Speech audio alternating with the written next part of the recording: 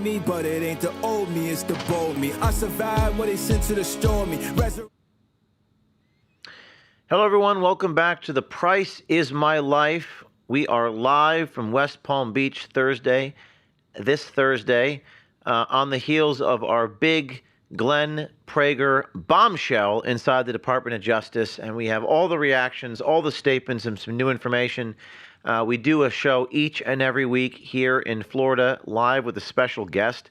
But today's show, we're going to be talking about the reaction from the Department of Justice. We've had a number of reactions. We're going to have guests calling in, Laura Logan, Jack Posobiec, possibly Alex Jones, and others. We're going to have your tips, investigative journalists out there, you citizens with information. We're going to be coaching you on the stories that you're working on. And we're going to have subscriber Q&A portion where subscribers to O'Keefe Media Group are able to call in and ask questions. But first, let's go to the story from yesterday. This is the investigator inside the DOJ has taken down his LinkedIn. I hope you can see this. Glenn Prager, before and after. This is remarkable. Nuked it. Nuked his LinkedIn. And Glenn Prager, not to be confused with Dennis Prager, Inspector General, Office of Inspector General, investigator inside the Department of Justice, worked for LexisNexis, worked for Health and Human Services. We're going to go through those reactions. And let's see the backpack with the DOJ patch on it in the airport where we struck up the conversation with this Department of Justice official. There you see on the backpack, it says Department of Justice, Federal Bureau of Investigation, there at Phoenix Sky Harbor Airport. You saw the video. It's got 8 million views. We're going to just take you through a few sections of this video. First, this bit where he talks about paying off witnesses. Let's play that clip.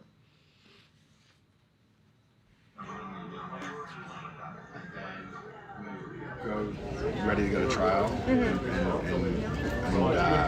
they would flip. Epstein would just pay them off, and they were just like these little kids. You know, they pay off their family. They're all broke kids and poor families and all. So you pay them off like anywhere from $150,000 to $500,000, nothing in that guy's world. Prager, so you know what's interesting about this is that they're trying to say, you'll see in a minute, that well, this guy doesn't know what he's talking about. He was exaggerating. He was embellishing. But in fact, Prager did interview Epstein victims and talks about it there. And we have the information now from Glenn Prager that Epstein was a, quote, CIA informant. That's at 2 minutes and 47 seconds. Let's play that clip. No, it's not talked about yet, but it'll soon come out that he was a CIA informant. He was a CIA informant. He wasn't a CIA informant. Although many have confirming there that Epstein was a CIA informant, and then this section about Trump never being present during the sexual abuse on the airplanes. This seemingly exonerates Trump. It's not a bad thing for the White House. With these kids, and a rape occurred. But that can't be said for Clinton, and it can't be said for others. While the Clintons were on the plane, while Bill Clinton was on the plane, there were rapes that occurred. Over her. Okay. And then this last part of the video, I reveal one of Charlie Kirk's last things he said to me. And we actually isolated this and put this up online today because a lot of you felt that it was the most powerful part of the video.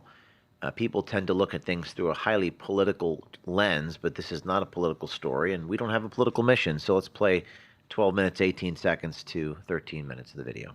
Him personally. I reached out to Charlie to solicit his advice ahead of this story. I was expecting Charlie Kirk to express the same reluctance as the top DOJ officials relayed to me. The same officials that Charlie, no doubt, in some part or in some way, matter, shape, or form, helped to get their jobs in the first place. I told Charlie I was conflicted about what to do. And Charlie Kirk's last words to me were, James, you should be a journalist first. So yeah, I mean, that's something that he shared with me as I sought his advice and feedback regarding doing this story and stories like it. And we'll talk more about that here in a minute. Let's go to the call that we had with Glenn Prager. We actually called him 3 times in a row yesterday, and here some bumbling and fumbling responses from this guy, and then we'll go to his text message to me yesterday afternoon. Yes. Hey there, is this Glenn? Yes. You work for the Department of Justice, correct? No. You don't work for the Department of Justice. You had a patch on your backpack that said FBI, Federal Bureau of Investigation, in the airport. Yeah. And you talked about how you interviewed the Epstein people, all the Epstein victims. Do you recall that conversation? I didn't. No. No. How can I help you? I wanted to confirm that you, in fact, did work for the department. Hang on with the phone. Let's try calling him again. Glenn? I'm not talking to you. Well, I don't know who you are. I'm not talking to you. You already did speak to my. They always say, I'm not talking to you after they just talked extensively to a rando. It's very strange behavior, but it's human behavior. It's natural behavior. Keep going.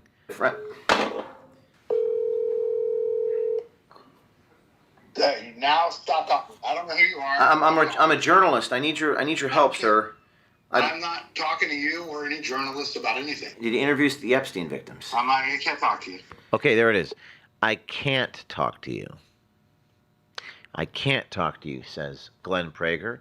If you're just tuning in, we are talking about the reactions to this bombshell story by acclamation of anybody that I really respect. They think this is obviously the most interesting piece of information I've ever reported in my life. By the way, there's a difference between something being the most important information and being covered everywhere. Huge difference.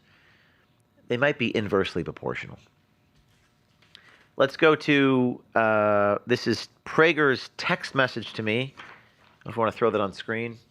I'm going to read this text message to you. This reads like a North Korea style, gun to the head sort of thing.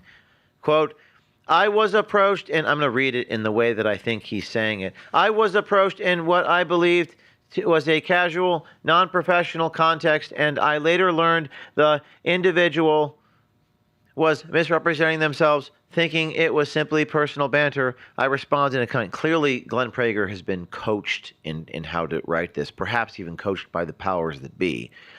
Quote, any remarks from that exchange should not be interpreted as accurate statements or reflective of my actual work conduct or opinion.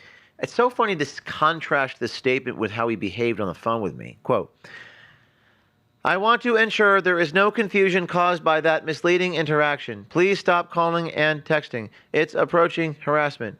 Printing any story related to my opinion is misleading and or completely inaccurate. To make it perfectly clear, I was not involved in any way, and any opinions are based on public information. Okay, well, this is the first time we've seen a Department of Justice official say these things officially. So we get this text message from Glenn Prager to my phone personally, and then we get a statement from the Department of Justice. Let's look at the statement, please. Let's first go to this official statement. Official statement. I'm in the business of exposing unofficial statements, by the way. Let's take a look at the official statement, guys. It reads this individual. Okay. This individual worked at the Department of Justice as a program analyst over 15 years ago. Okay. He has no understanding of or access to the underlying facts of this investigation. His statement should not be considered accurate. It is disgusting that someone would further exploit victims of sexual abuse by fabricating stories for their personal benefit. Now, what's interesting about this statement is it seems like the DOJ's reaction is super revealing here, because it actually almost validates his claims, particularly when they say fabricating stories for their benefit. Personal benefit? How does Prager stand to benefit? It's like the Pfizer guy who said, I'm just trying to impress my gay date by lying about mutating vaccines, because nothing makes a guy hornier than hearing about people talking about fabricating and stories about children on Palm Beach Island and mutating vaccines to make money about COVID. How does Glenn Prager stand to benefit? What is the basis of the statement? So why was it said? Some believe they slipped up and committed the common gaslighting tactic of projection, that there are those benefiting from perpetuating the cover-up, which effectively reinforces what Prager is saying. Now, this bit about 15 years ago, well, yeah, that's when the things actually occurred. It makes him more credible that he did this stuff 15 years ago, or 2007, 2009. We've come to learn that this man actually was a W-2 employee or officially employed by the Department of Justice in 2007, 2009, and has been a contractor. That's how they cover tracks, when they have someone behave as a contractor. Now, we got a lot to get through here today.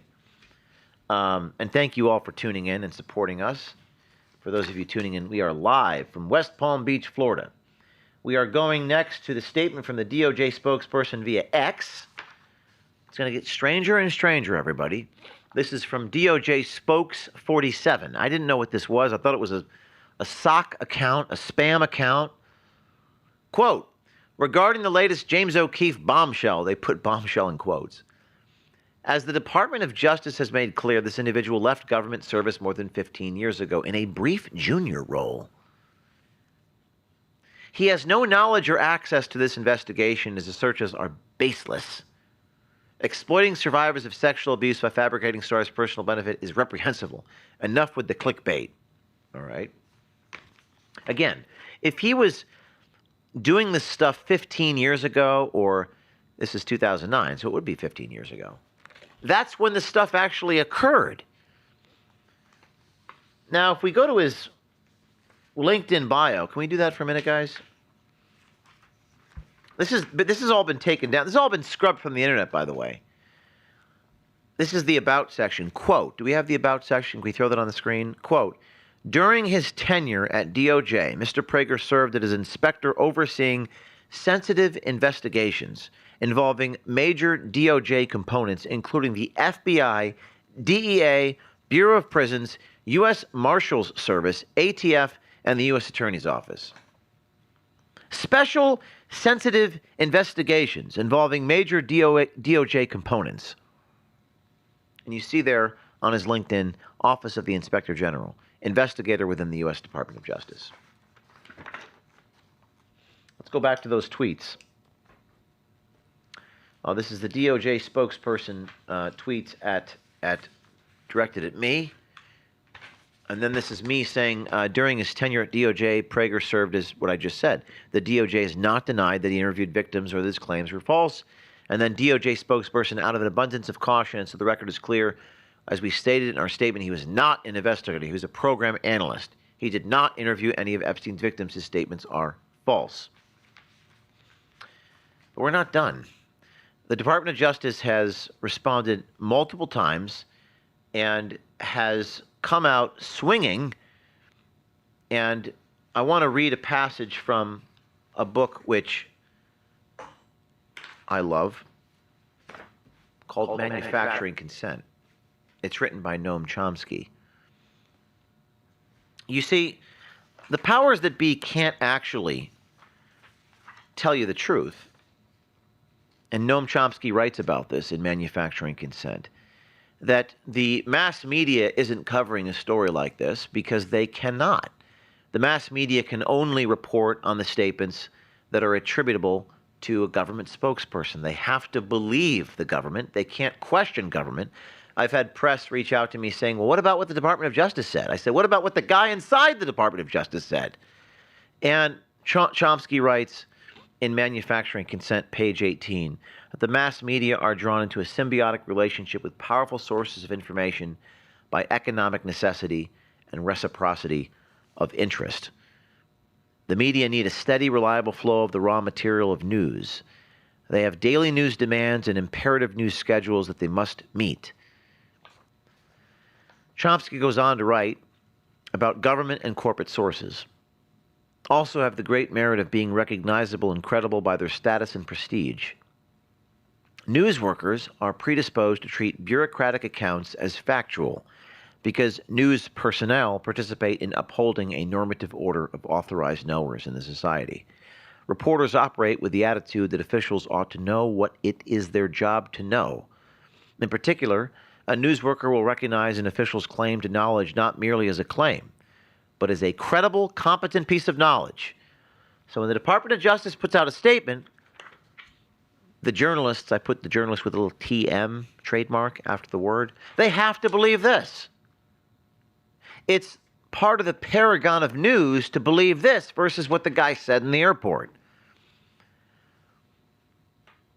This amounts to a moral division of labor. Officials have and give the facts. Reporters merely get them. But that is not how we roll at O'Keefe Media Group. That is not how we operate. We give you the unsanctioned information. People say, where's the media? We are the media. You are the media.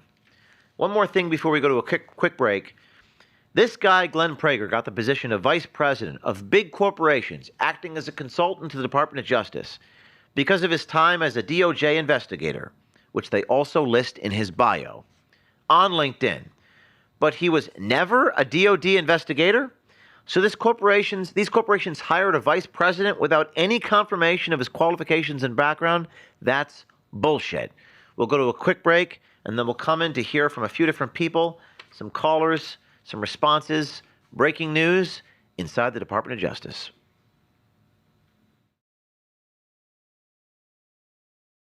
This is James O'Keefe. You know me for exposing the truth and holding the powerful accountable. But today, I want to talk to you about protecting your own freedom, starting with your finances. Right now, the warning signs are everywhere. The Fed continues to print money, interest rates and inflation remain high, and everywhere you look, your hard-earned money just doesn't go as far as it used to. That's not your imagination. It's today's reality. If central banks are loading up on gold, why not you? That's why I've now partnered with American Independence Gold.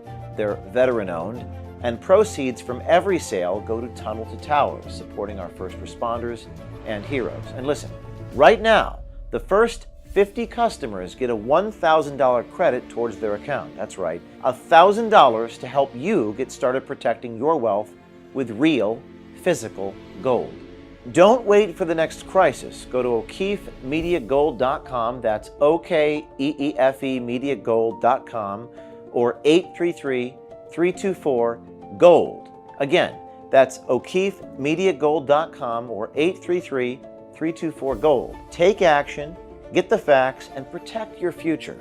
Because freedom isn't given, it's secured. This is James O'Keefe. Don't just watch history, own a piece of it.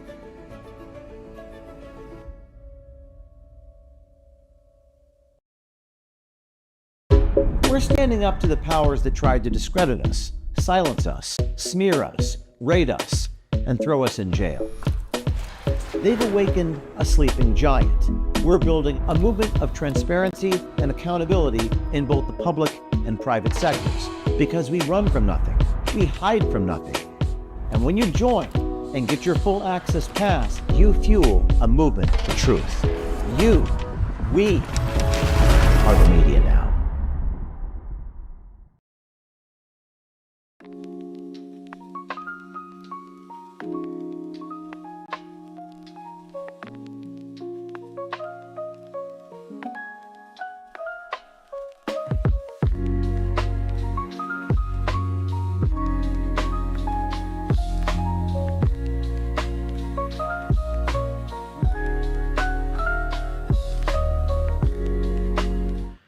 Hello, everyone. Welcome back to Price is My Life. We are live from West Palm Beach, Florida, reacting to these Department of Justice statements.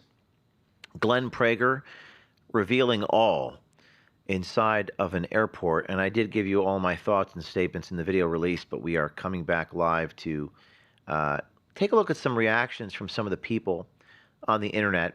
Tim Pool, Kanoka the Great. Let's throw some of those reactions up on the screen so that everyone can see them. Tim Pool writing, "Holy shit." That's on the X account. Let's take a look at some other reactions. Schellenberger's article, Michael Schellenberger. These comments are made to the public before the release of an interview with the former Justice Department investigator who claimed, working with O'Keefe, that former President Bill Clinton was on Epstein's plane when girls were being raped. and that Epstein worked for both the CIA and the Israeli government. In response to a query from Public, that's Michael Schellenberger's website, White House spokesman Abigail Jackson said Democrats and the media knew about Epstein and his victims for years and did nothing to help them. Ooh. While President Trump was calling for transparency. And is now delivering on it with thousands of pages of documents as part of the ongoing oversight investigation.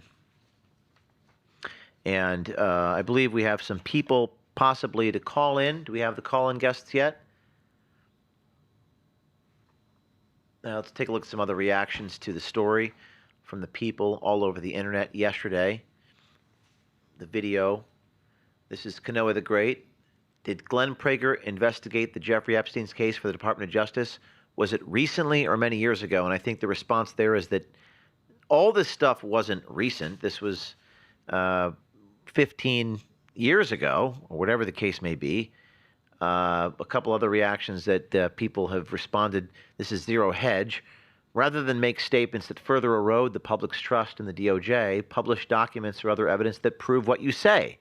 This is colloquially known as receipts. We have provided a receipt, which is this guy on video in the airport talking about what he saw.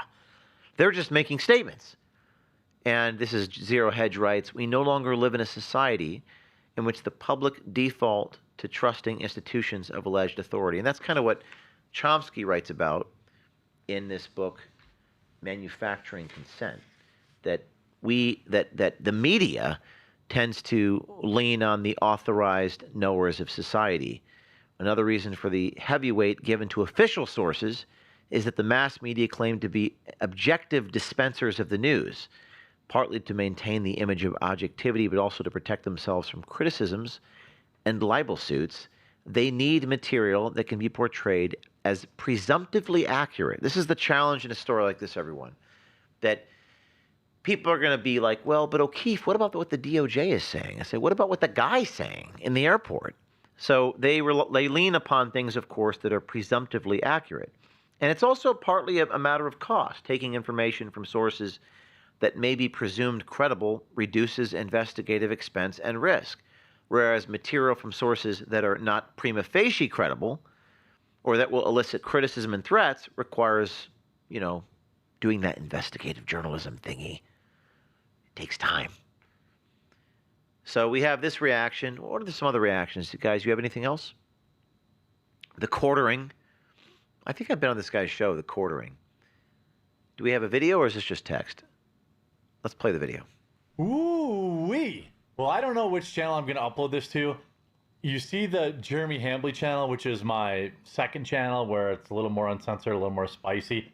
If you're seeing this video while watching on The Quartering, please do subscribe to my Jeremy Hambley channel. If you're watching it on Jeremy Hambley channel, well then you could also subscribe here too.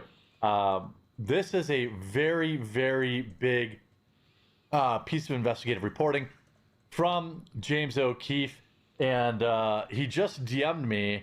I wish I could share our DMs. It would be... it is pretty hilarious. Maybe you'll see me tweet it out later. It's wild. I'm actually, can I share this short exchange? It's very funny. If he texts back, I'll show you while we're live. Well, it's not live, but that was him asking to put a shoe on my head, which we did. What other reactions we've got, guys? And we're waiting on, I think it's Laura Logan for her response. Any callers yet?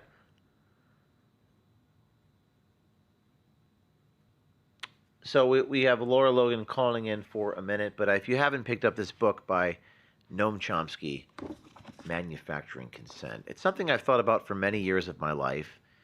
And, this idea of taking information from sources that are presumed credible. Some other reactions on X. This is Matt responding to the story. Glenn Prager didn't say he interviewed the victims yesterday, so the 15 years ago argument jives with his confession. Thanks for confirming he actually was a DOJ investigator. This is the DOJ's confirmation. Also, how did you guys, the DOJ, confirm in a matter of minutes that Glenn Prager had nothing to do with this investigation? How does that work? How does the Department of Justice confirm within a matter of minutes? And then Drew Hernandez responds to the story, clickbait? Who wrote this? You people think we're stupid, don't you? Did the Attorney General write this?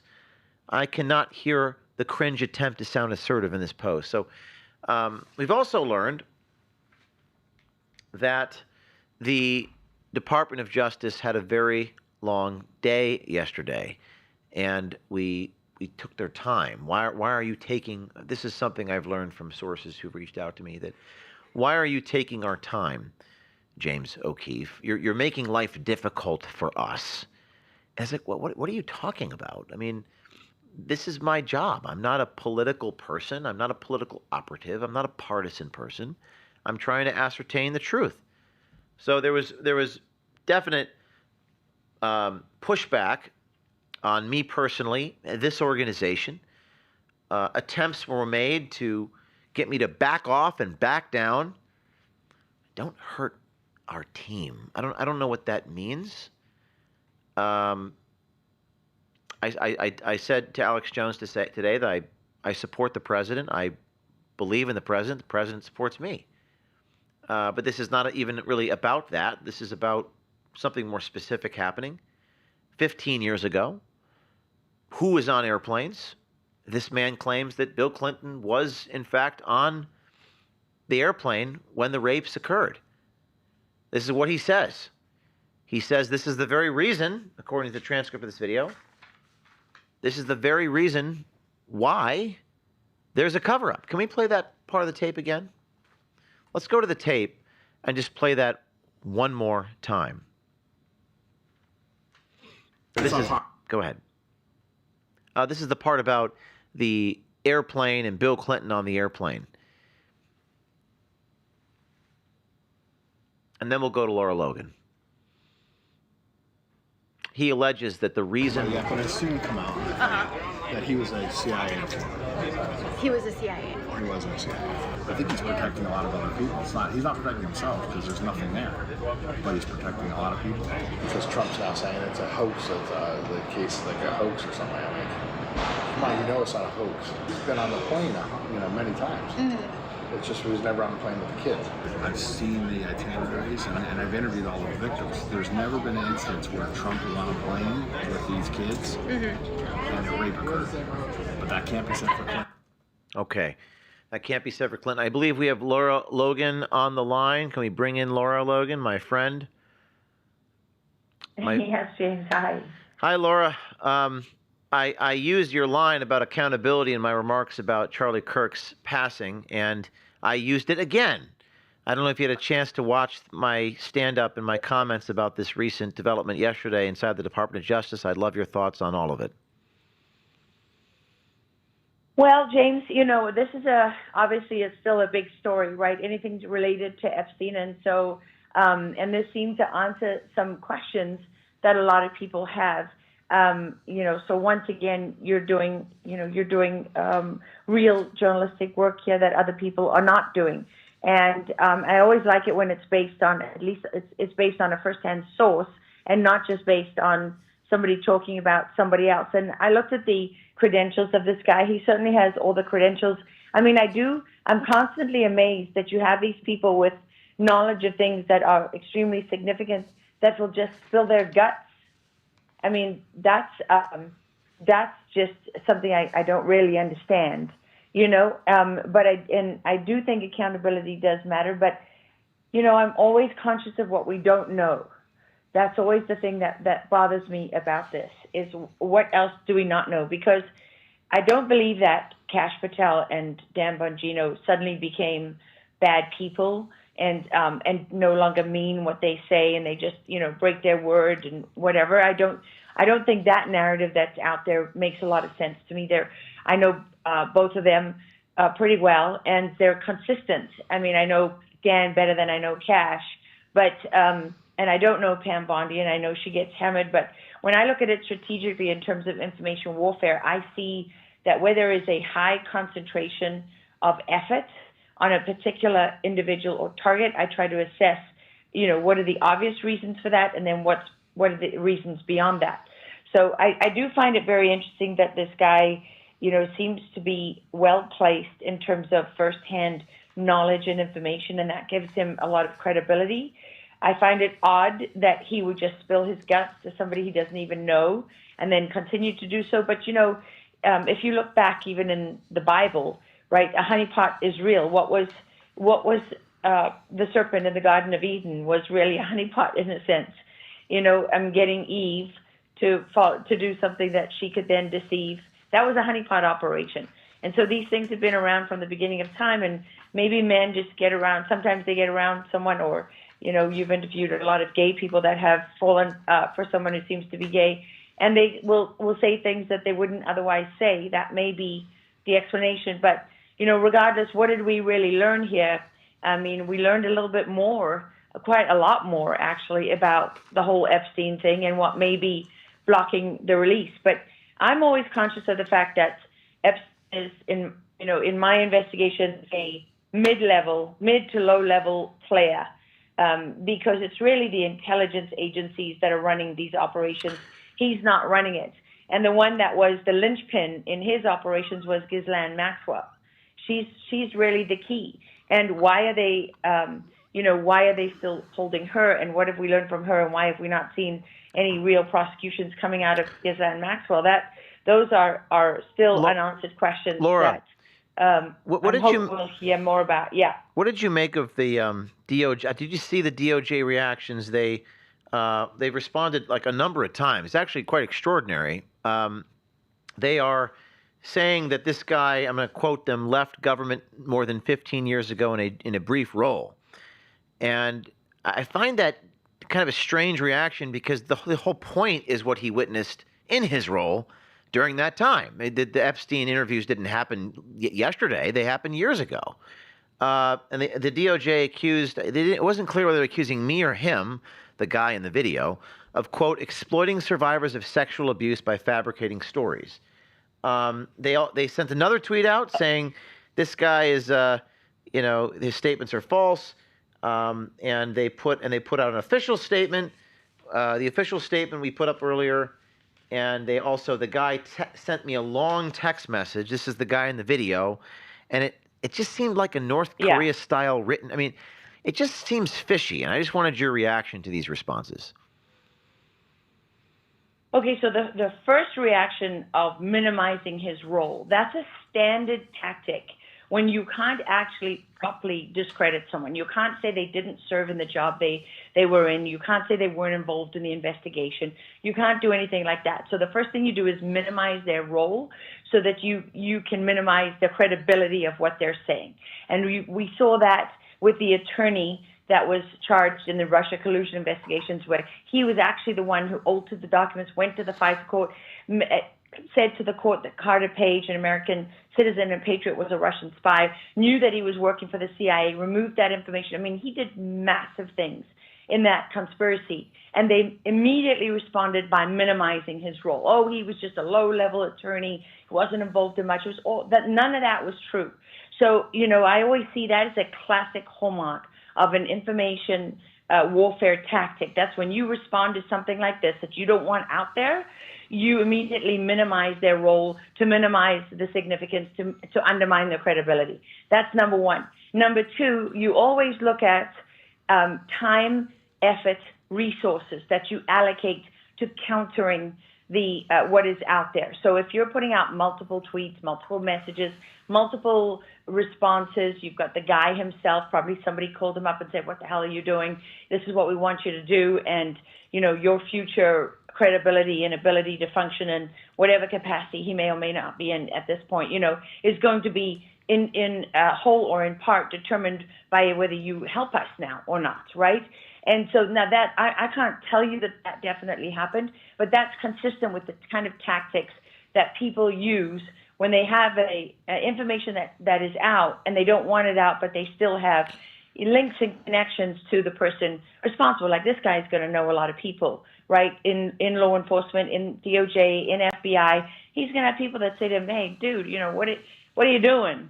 Right? Well, I mean, and then let they're me going just to try and see if he will cooperate in walking it back. Well, they that was pretty quick. I mean, he sent me this text message pretty quickly, and he was clearly coached or something, because he said on the phone, "I can't talk to you, James," and then he sent me this very Kim Jong-il like statement. But you said something earlier, like you don't know. This was not a honeypot, by the way.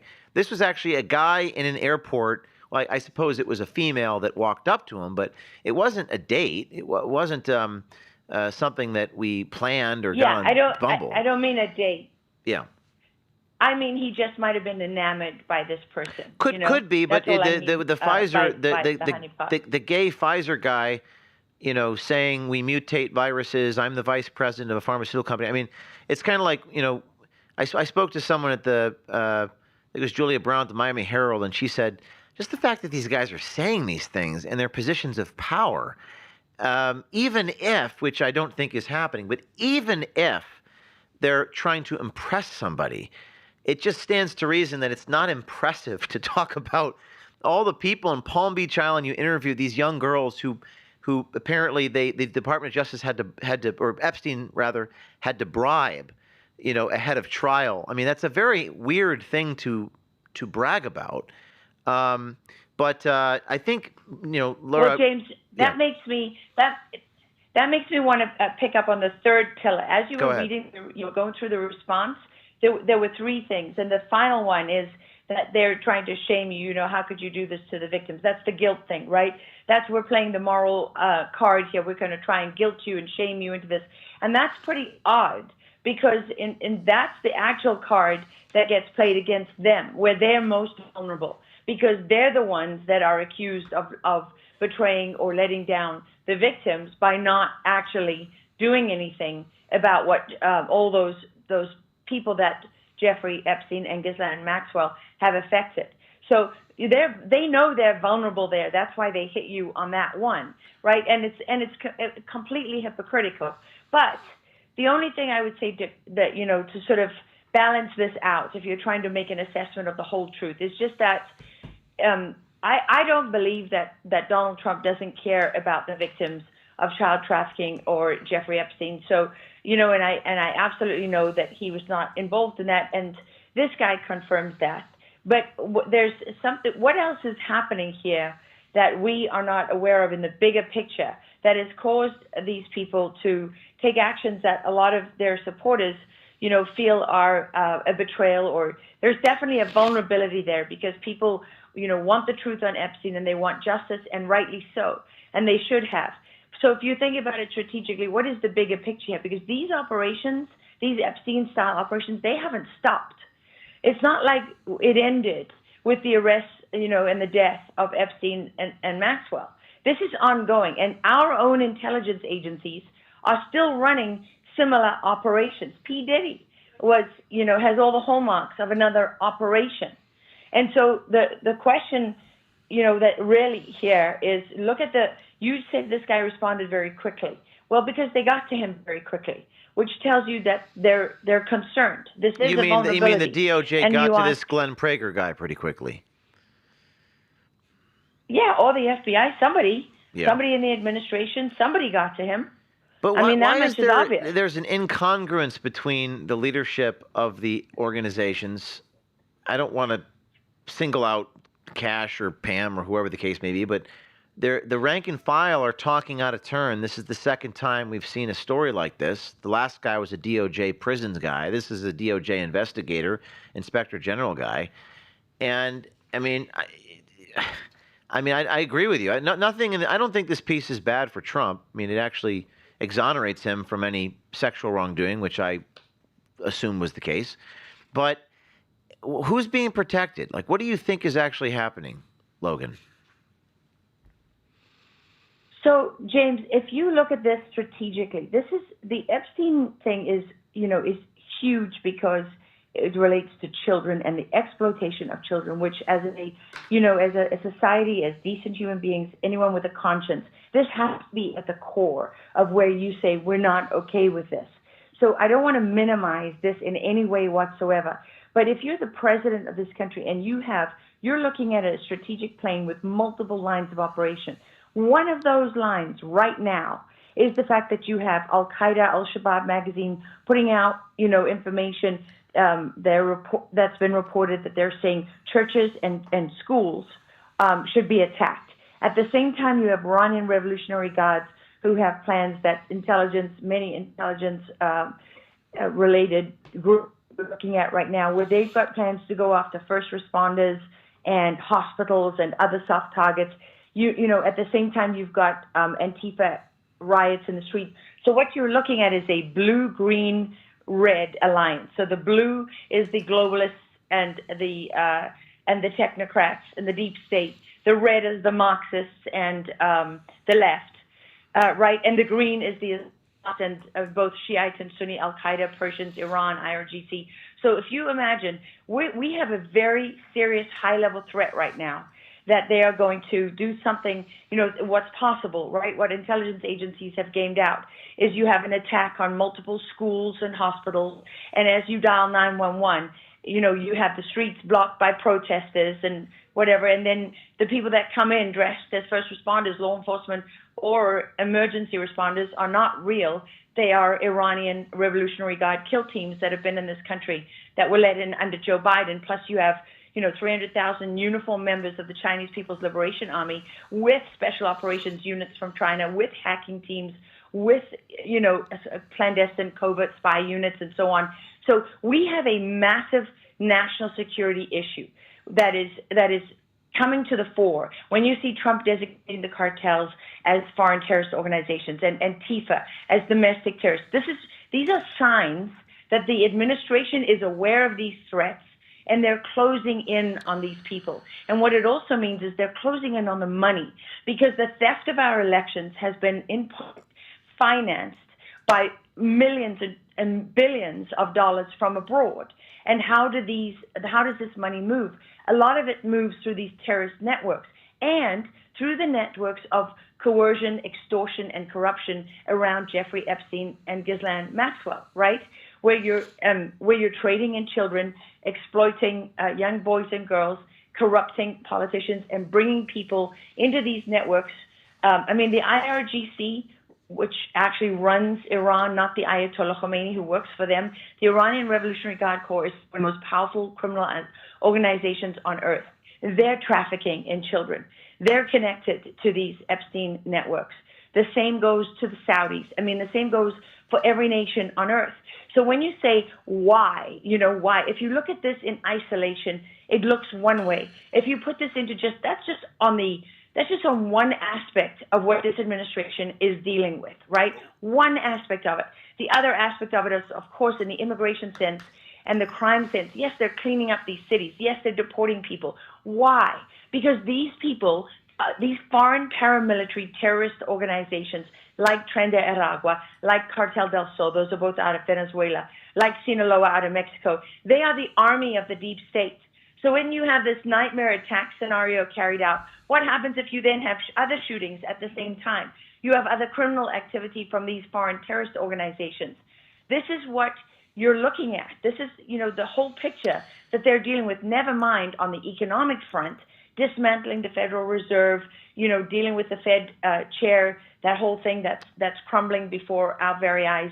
And then, what happened when Charlie Kirk was assassinated? At the very same moment, you had a school shooting. And nobody even paid attention to that because everyone was focused on Charlie. Laura, so we only got a minute left. World, sorry to cut you off, but we've only got a minute. We have the next caller in, but we did see that the CIA, he did confirm that Epstein was CIA, and thank you for your thoughts, and thank you for your feedback. And I loved your message. These are all intelligence operations, James. Well, and maybe that's why the leadership can't be transparent then, right? That's what I take from what you're saying.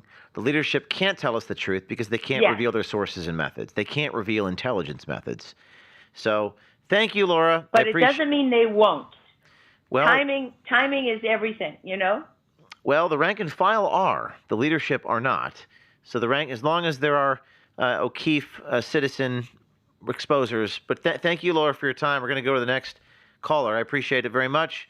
I think you're amazing, James. Don't stop. Keep doing it. I love you. Love you too.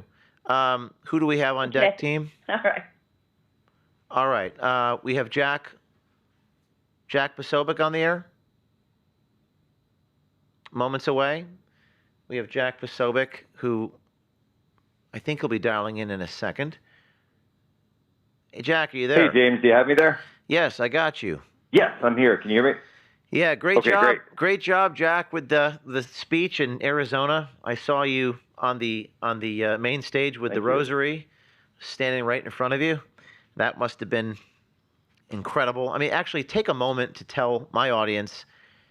I mean, everyone saw what you said and around the world, but I guess on a human level, what was it like for you standing up in front of 74,000 people in that very spiritual moment? Yeah, James, and thank you, by the way, for saying that and also for being there on that day. You know, people keep asking me about it. They say, you know, it's it's your biggest speech, the biggest audience. You know, Matt, 74,000, I guess, in the room, and then we had the arena next door. I think it was 200,000 total. If you count the amount of people who came out, plus however many around, you know, the networks, and I've seen the ratings and numbers, but, you know, honestly, I wish I could say that I enjoyed a second of it, but I didn't. I didn't want to be there. I didn't want to be having to give a speech like that or a memorial like that or participating in that, because it doesn't mean anything to me if Charlie's not there. And the fact that they took Charlie from us, and I understand he's there in spirit, and I believe that, but the fact that they took Charlie from us and that generated all of this, that's not something I'm going to move on from. And that's just how it felt, you know. It shouldn't have happened. It shouldn't have been done that way. And sure, I'd love to give big speeches, but not like that. Not that way, you know. And it feels ill-gotten in that sense. And so, look, I just tried to be there for Erica, for the family, for the broader Turning Point family as much as I can. I've been here in Phoenix since it happened. Basically, I haven't even gone home to my family. And my wife, Tanya, has been very, very supportive. She brought them out to the memorial. I think you saw them, actually. And, yeah, I wish I could say I enjoyed a single second of it, but I really didn't. Jack, well, one more question before I ask you about this latest tape in the Department of Justice. I want to get your reaction to the tape and the DOJ's reaction to the tape, which I know you saw. I think you posted, or was it Benny or Mike McCoy, but it was a video of Charlie privately, like maybe right before the election, some backstage. Did you post? I think you did post this. And Charlie said, why don't the right go on offense? Why doesn't the right go on offense? And Charlie says, because, and he lists Bannon, Trump, and myself. Like, he lists all the things that happen to people who do go on offense. Do you know the clip I'm talking about? It was backstage. Yeah. I think Mikey, a bunch of us posted it. Basically. Yeah. And I thought that was that was very interesting. I wanted to get your thoughts on what he was saying there about, is the reason why people don't go on the front lines because they're deterred from doing so because they watch other, like Bannon, go to jail, Trump get indicted. You know, Charlie mentioned myself with the FBI and getting removed from my company, and I just wanted your thoughts on Charlie's private words that were published. Well, I think it's correct, and I'm glad, by the way, that he put that out, and I'm glad that I was glad to share it, because I do think that there's an effect of that going on where there are many. It's not just Republicans, but Republicans and Democrats who are involved in what they say. Oh, we're fighting back. We're going to fight the left. We're going to do all this. But then, when it comes to actual actions to be taken, whether in the name of transparency or in the name of arrests or actually doing something to the domestic terror networks that are operating on our soil, the actions don't follow through with the words and the strongly worded letters and tweets. And Charlie's right, because he's gone to D.C. and he's met with them, and he's realized that there is a sense of fear. There's a palpable sense of fear that it's very easy to be there and have your wonderful office and go up on Capitol Hill and then go out to your district and collect money or go all around the world on these congressional delegations. But at the end of the day, if you have to come up and actually face danger, like a James O'Keefe or a Steve Bannon or a Charlie Kirk or a Donald Trump, many of them cower. Many of them back down, and they say, I'm not willing to actually walk towards the fire because it's too hot. And unfortunately, there are far too many of these individuals in D.C. And deep down, and this is what Charlie was saying, he's really getting at, deep down, they're terrified. Deep down, they're not willing to admit it. Did Charlie have, this is my opinion, my perspective, and you knew him you were very close to him. I was somewhat close to him, particularly after the Veritas thing blew up. He really helped me, and you and I and him hung out a few times. Did he have a little bit of a change of heart towards the end of his career? Because I've seen people say that he really kind of got, I think Andrew Colbert said he got a little disillusioned, or what did he say about politics, and just had a little bit of a change of pace or a change of heart. Is there anything about that you can speak to in your knowing him and observing him in the last few months of his life?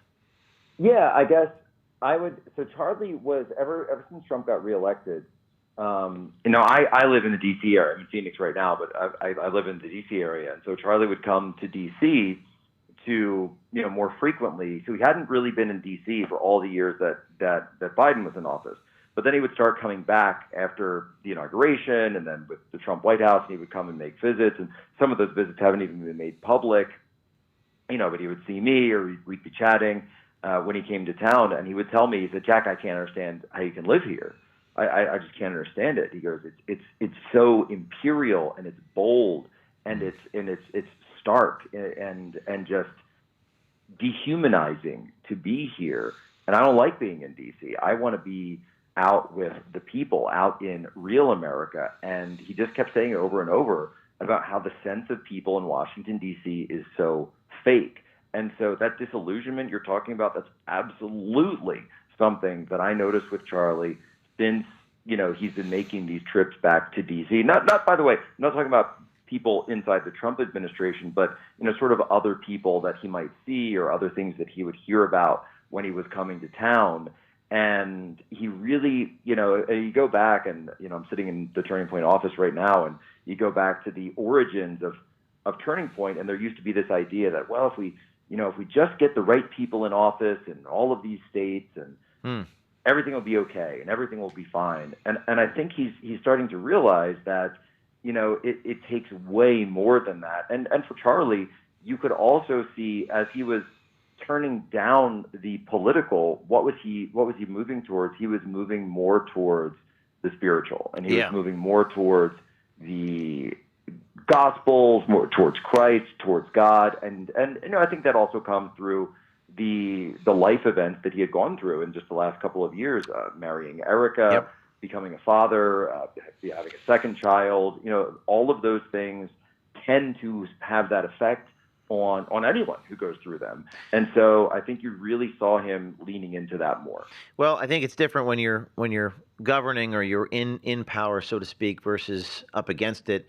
Speaking of people who are in power, I showed you the story. The DOJ is kind of pushing back pretty hard against me, and the guy is an investigator, and he interviewed the victims in 2007, 2008, 2009. They're saying, well, this was 15 years ago. Just wanted to get your thoughts on the video and the reaction to the video, and anything you want to say about what you witnessed, because you're kind of in it, and you're close to the ground on this Epstein stuff. Yeah, no, I have been, and in terms of the first investigation, and then sort of the cavalcade of the Epstein situation as it's spilled out over the last couple of months here, last 6-7 months. And look, let's take it back this way. It's a fantastic video that you found, but let's talk about CIA operations and clandestine operations, source operations, human source operations. How do they work? When you say someone, and this comes up all the time, you saw this with January 6th in those investigations as well, where they would say, well, we didn't have any agents in the crowd. There was no agent in the crowd. Well, that's not how an investigation would work. And speaking as a guy who is a prior intelligence officer, the way that you run sources, if you're in my case, a military officer, so overseas, but if you were a federal law enforcement in the U.S. or another agency, perhaps using someone, you use sources to do your dirty work for you. So that source isn't necessarily going to be on payroll. and certainly their name isn't going to be on any list anywhere. You'd have a code name or something like that. Maybe if it were written down. But even then, the source identities are something that is kept under lock and key. So your sources and then your sub-source network. So you'd have a source with multiple sources. So that source could be running a sub-source network for you in any given place. Those sub-sources might not, and what I mean by this, I know it sounds a little circuitous, but it's like this. The people giving the information, actually collecting the information, then passing it on, they might not even know who they're working for. Mm-hmm. They have no idea that the information is going somewhere back. That's what compartmentalization means. So, okay, if Epstein is collecting information, the people that are under him or the people that are one level below him, they have no idea where it's going. They don't even know they're collecting information. They might just be gossiping with him, and they think, oh, he's just a man about town who's talking, just sharing pillow talk or something like that. And that is the very nature of these operations. And at the same time, he wouldn't be telling, obviously you're not broadcasting that out to his circle, perhaps anyone in his inner circle, other than maybe this Ghislaine Maxwell or any others, that you wouldn't tell anyone unless you had to tell them. So these people have handlers. That's the way these operations work. Is it just to protect, that methods here? Just the reason why the leadership can't be more the leadership can't say what this guy is saying specifically about Clinton and about paying off victims ahead of trials. They want to protect their methods, Jack. Is that the reason why the leaders can't be transparent in the way this man is being? James, what I'm saying is they might be protecting operations that are still ongoing. Still ongoing. Because right. If there are other sources in this, if there are sources that are still involved in these types of things, they could still be in places that are related to or have evolved into new generations of a network that is still up and running somewhere in the world that is connected back to these. Think of any human network of people. It goes through generations, but there's always ways you can track it back to the original source. And so if there are operations that are still going on in the field, and here's what's very interesting, by the way, leadership might not even know that the operation is going on, because by the nature of the CIA, you could have operations that are a clandestine operation or an ACCM operation that is only known by 2 or 3 people, have the actual full contours of the whole thing. They might not have even told, and certainly the CIA is known for running operations off the books, they might not even tell people all the way up. So the idea that there can be blanket denials or something like that that's just not the nature of how the business works. Jack, thank you so much for your time. Talk to you soon, friend. Thank you. Okay. Thanks so much, James. Keep up the great work. Thanks, Jack. So that was Jack Posobiec talking specifically about the CIA aspects here and how intelligence gathering works. Very fascinating. I have a little bit of training and experience with the CIA in the sense that we have done undercover operations, undercover investigative, and there's an overlap. There's a Venn diagram between espionage and journalism, but it is not the same thing, folks. In espionage, there are no rules. Anything goes. Like in love and war, love and espionage. No morality, no rules. And I think we're seeing a bit of that here with the Epstein, the Department of Justice, the FBI, the CIA.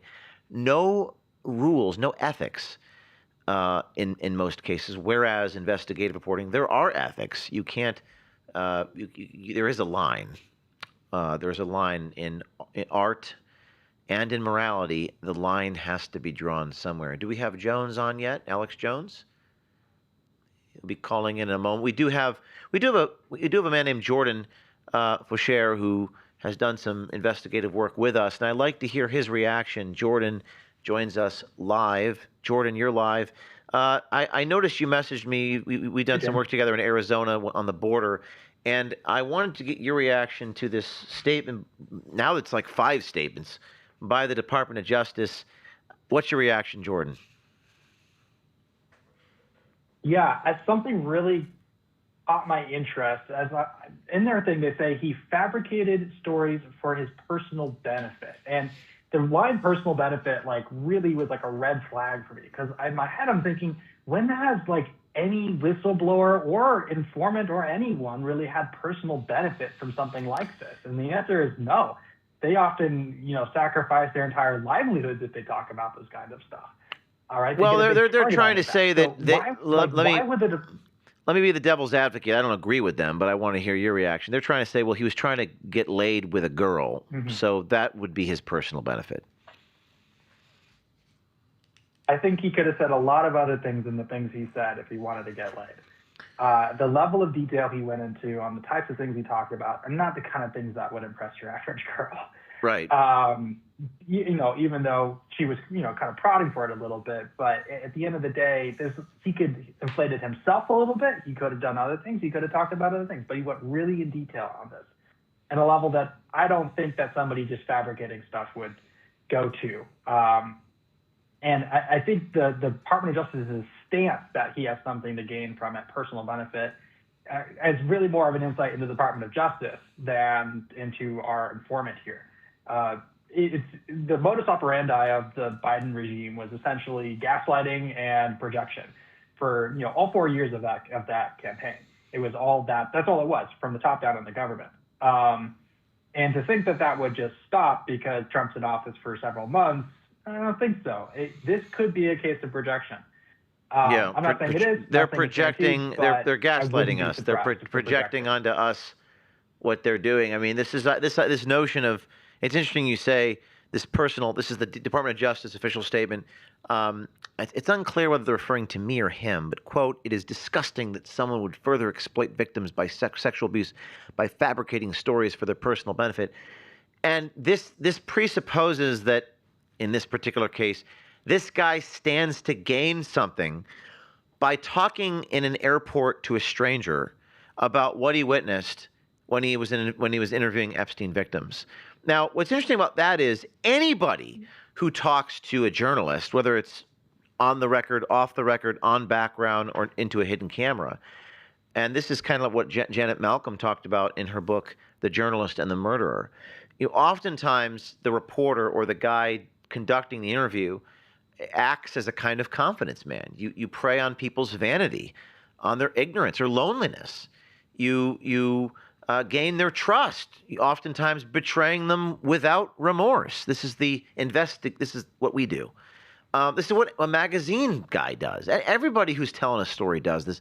But they're trying to make the argument that because this DOJ investigator who was in the airport recorded by our citizen journalist shared all this information, that he stood something to gain. What's interesting to me, Jordan, is that isn't that the case in all interviews? When you go to 60 Minutes or Time Magazine or NBC News I guess you stand to gain some infamy, some publicity. But it's an interesting point you're making. Maybe. Are they gaslighting us? Is the Department of Justice gaslighting us? Interesting. It could be. It's the modus operandi. Well, any other comments, Jordan? That's it. Keep up the great work, James. Thanks, Jordan. Appreciate your time. So we talked a little bit about. Do we have the Charlie Kirk clip? I don't know if we can put that on the air.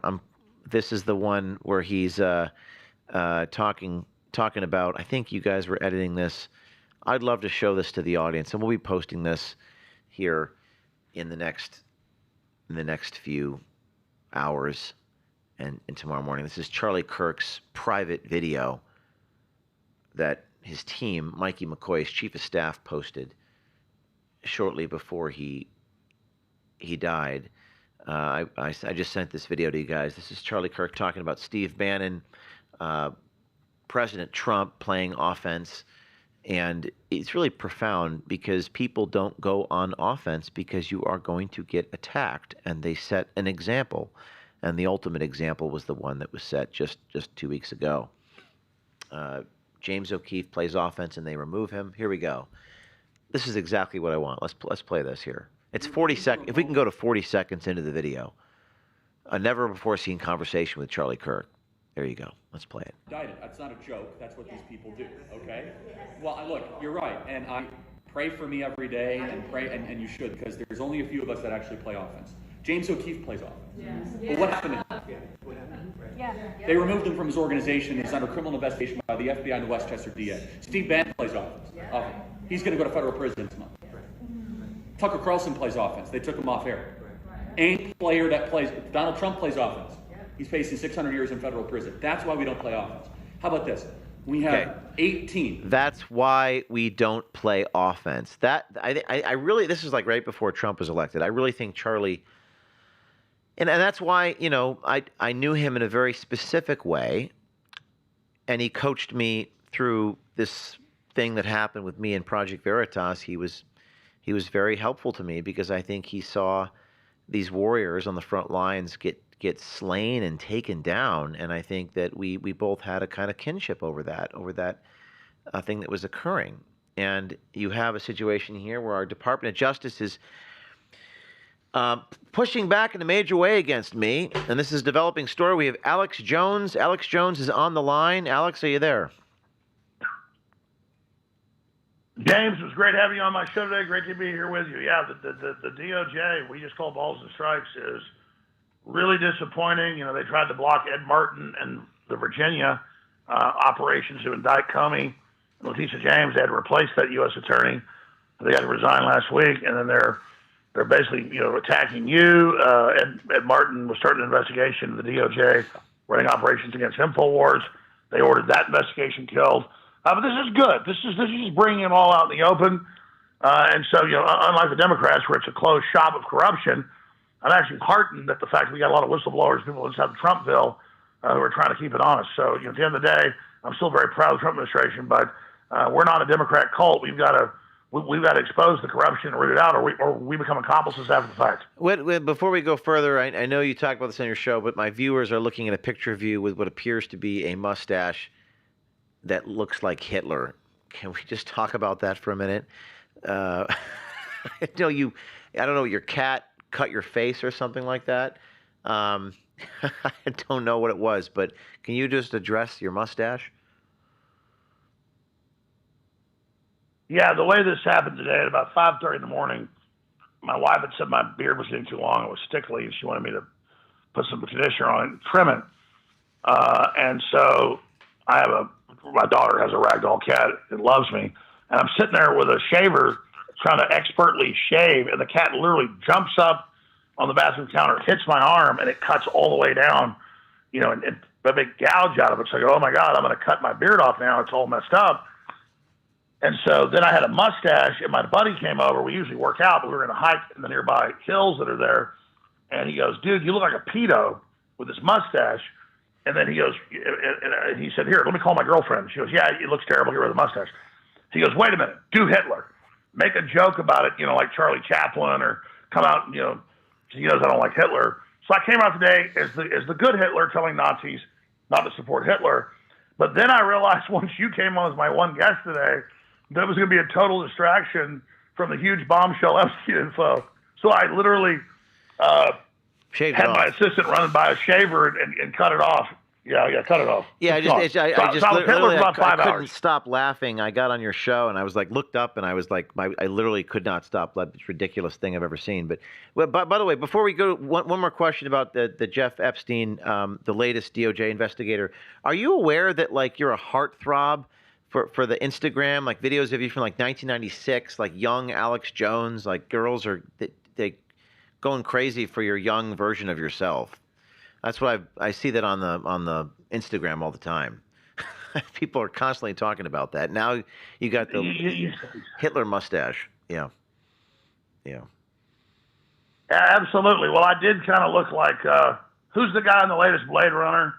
Whatever his name is, Ryan Gosling. Ryan Gosling. So I guess Ryan Gosling. Well, let's just say I'm not as handsome in my older age like you are, but I was definitely like a Calvin Klein model till I was about 30. And so, yeah, I am aware of my previous incarnation before I became Fat Hitler. So, okay, back to what really matters. So, Alex, I have one question for you before I let you go. Why do you think, from your perspective, Alex Jones's perspective, that the leadership of the government agencies here, DOJ, FBI, are not being transparent like the rank and file are. If this is like the third guy that I've exposed here in the last few weeks who's just spilling the beans. Why can't the leaders just be forthcoming about what the people in the mid-level management? What is your take on that? Well, again, as I said earlier, it's very heartening that we have all these leaks and that people are pushing back at low and mid-level. I don't think at the end of the day it's Trump. We haven't seen evidence of that. But I think he's having to draw from a political pool of people that really aren't globalists, but they still don't want to fight. And from everything I've got in DOJ, Pam Bondi needs to go. She's super weak, and she really is the problem. Cash isn't perfect, but more and more of the sources I have, it's Pam Bondi, it's the deputy AG. They are blocking everything real and just behaving like Trump is a speed hump. That's why Trump chewed out Pam Bondi last week with that True Social post. It was not a mistake from my sources. See, we have all the total proof. We have a mandate. We're not being vengeful. The Democrats have been at war with us with lawfare. We have a responsibility to do this. And the fact that you're a huge whistleblower, or the guy you caught on tape, he is on record as a high level doing all this. Plus, from all the other sources, we know what he said is true. It's just confirmation on top of confirmation on top of confirmation on top of confirmation on top of confirmation. And so the fact that they would come out and say, "Oh, how dare O'Keefe do the blah blah blah," that indicts them, and they should know that you have nothing but credibility with the public compared to them. I have nothing but credibility compared to them. So it's more Streisand effect, really stupid moves by them. So I would ask you, James, why do you think they're engaging in the Streisand effect of Streisand effects? It just makes no sense. The reaction to suppress the story and even to intimidate me is extremely telling. And I think it means that we're over the target and we're exposing some uncomfortable truths. So I think that they're doing it because you get flack when you're over the subject. You get flack when you're close to the truth. That's the only rational explanation for the reactions I'm getting. I'm disappointed because I think the people here ran on transparency, and that's what people expect. They don't expect gaslighting. No, I totally agree, and it's disappointing. So I don't want to be like overly supportive. I'm not being supportive. I'm just saying they're not getting away with covering up like Democrats because Republicans and populists are not in a cult now. At least most of us. But absolutely, this is going to blow up in their face. And like I said to you today, I mean, that's one of the last things that Charlie Kirk said to you. And the last thing he said to me was, he called me like 5 weeks ago, well, actually about 2 months ago, and then about 5 weeks ago. And both times said, "Thanks for keeping heat on this Epstein thing. We're all really upset. TPUSA, we know it's bull. We know Trump's innocent. Just as your whistleblower or just as your undercover guy, you had to admit, why are they becoming accomplices after the fact?" And so if you and I, and if Keith Media Group or InfoWars doesn't go where the facts are, we become accomplices after the fact. It's not just we lose our soul, we become accomplices. So I'm not going to become an accomplice to any of this. And out of all the great things Trump is doing, this Epstein thing is the real fly in the ointment. I think he's been wrapped into a trap because the CIA came to him, Ratcliffe, as I was told by Roger Stone, like literally on election night, well, the day after Roger goes, "Listen," and later I had to talk about it on air, so I didn't give up the confidence. But then was the comments, he goes, "Listen, I'm talking to high-level folks. Trump's not involved, but the CIA and Mossad are. National security, it'll bring down the country, they think." He said, "Don't ever think you're getting the information." And then later on air, about 4 months ago, he said, "Yeah, I did tell you that." So, because Roger's not going to sell his soul either. So, Trump didn't rape kids. Trump never was involved in it. The few times on the plane was with his wife and kids when his plane was broke down, from New York or New Jersey to Palm Beach, but it still doesn't matter. And so if we sit there and slow roll this or make excuses, we're part of it. And my soul ain't for soul, and neither is James O'Keefe. So, really shame on the Trump administration for this. I'm not going to throw the baby out with the bathwater. I mean, I'm glad Kamala's not in, but it's still going to be a major issue. The Democrats are going to have hearings now, even though it's Bill Clinton watching the kids get raped, according to your source and others. So he's just giving them victory for no reason, all because the CIA asked him to do this, and all because he's beholden to Benjamin Netanyahu. And that's just the facts, so it's disgusting. Well, what I'll say to that is that if people try to put pressure on me, and we'll have more on that soon, Alex, it's developing story. I don't want to, I have to be careful how I report this, but if people are putting pressure on us I'm not talking about the president, I'm talking about people, other people, different people, and they're trying to persuade people close to me to back off on this. And if I can be compromised, I'm speaking about myself, and you mentioned this. If James O'Keefe can be compromised, literally, I'm on a show called The Price Is My Life. Then do we have any chance in this republic? If I can be compromised, if someone can put pressure on me and get me to back down because they're trying to threaten my funding or call my donors, if this happens to James O'Keefe, if I can say, okay, I'll stop telling the truth, then what does that mean for what it is I do? So if there is any such campaign against me, I will be forced to expose it. We must fight against that sort of thing, and we must not allow myself or what I represent to be compromised. Because if I can be compromised, it's game over for everything, Alex. That's my response to what. Well, I mean that's it, and that's why in closing, that's why they didn't whisper campaigns against you and me, saying we're not real and attacking us through the grassroots, because they're scared, because they know we're independent. And integrity isn't something you have; it's something you are. I can't sell out. I physically can't do it. You know, I've said to Trump, stop Streisanding it. If you're having to cover this up, I don't agree with it, but please stop. Right. I mean, if anything paradoxical, I've been honest. I'm like, I want you to succeed. So for national security, you're covering it up, which I disagree with. At least then don't make it worse. So I guess the only corruption I've been involved is I can't help but give Trump even good advice for his corruption. And I'm not even saying it's Trump at this point, but exactly, I physically cannot climb into bed with Jeffrey Epstein because we're doing that. If we don't report the truth, we are climbing onto that airplane with Bill Clinton while all this is happening. And I can't do it. It's impossible. And I heard what you just said. You just warned them in the DOJ and others, and I know what goes on. I get the calls too. You just warned them, don't face me down like the matador or the bull, because I will then be forced to go on the warpath. You're like literally telling them, don't force my integrity. I've already done what I have to do. Don't try to. We're definitely getting to a Rubicon. But Alex, thanks for your time. Thanks for calling in. I'll talk to you soon. I appreciate your thoughts on this. Thank you, Alex Jones. Thank you, James. I just got this message from someone, and I just wanted to read it to all of you. James, I'm listening live. It would be great if you conveyed this. I'm a 38-year-old Republican donor. I stopped donating to the Republicans and only donated to Trump because I believed in Trump. I am now on the verge of not donating to Trump or those he endorses if we don't deliver on promises, especially this one. I feel this way about Epstein and Doge, and we need justice and we need accountability. There are a lot of people here sending these messages, and this is not a political thing. I don't really care about politics. This is you don't put pressure on me. You don't try to take me off of a story because you don't like facts. That's not right.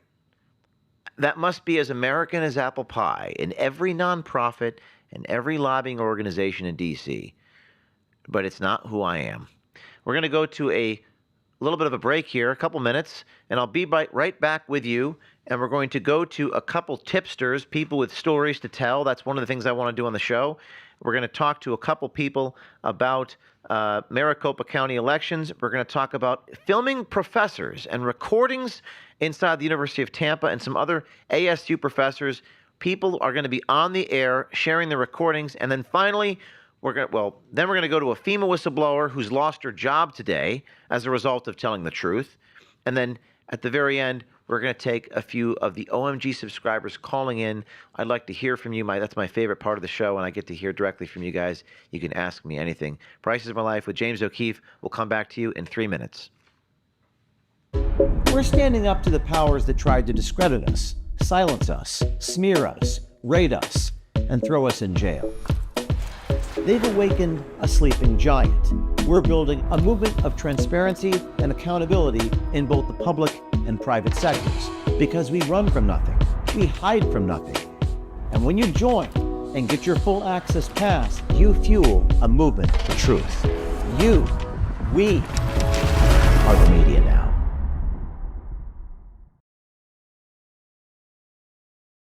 This is James O'Keefe. You know me for exposing the truth and holding the powerful accountable. But today, I want to talk to you about protecting your own freedom, starting with your finances. Right now, the warning signs are everywhere. The Fed continues to print money. Interest rates and inflation remain high, and everywhere you look, your hard-earned money just doesn't go as far as it used to. That's not your imagination, it's today's reality. If central banks are loading up on gold, why not you? That's why I've now partnered with American Independence Gold.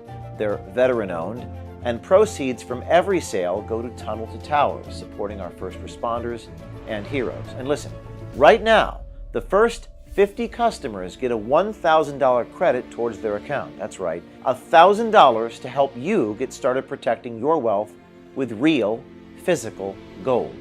Don't wait for the next crisis. Go to O'KeefeMediaGold.com, that's OKEEFE MediaGold.com, or 833-324-GOLD. Again, that's O'KeefeMediaGold.com or 833-324-GOLD. Take action, get the facts, and protect your future, because freedom isn't given, it's secured. This is James O'Keefe. Don't just watch history, own a piece of it.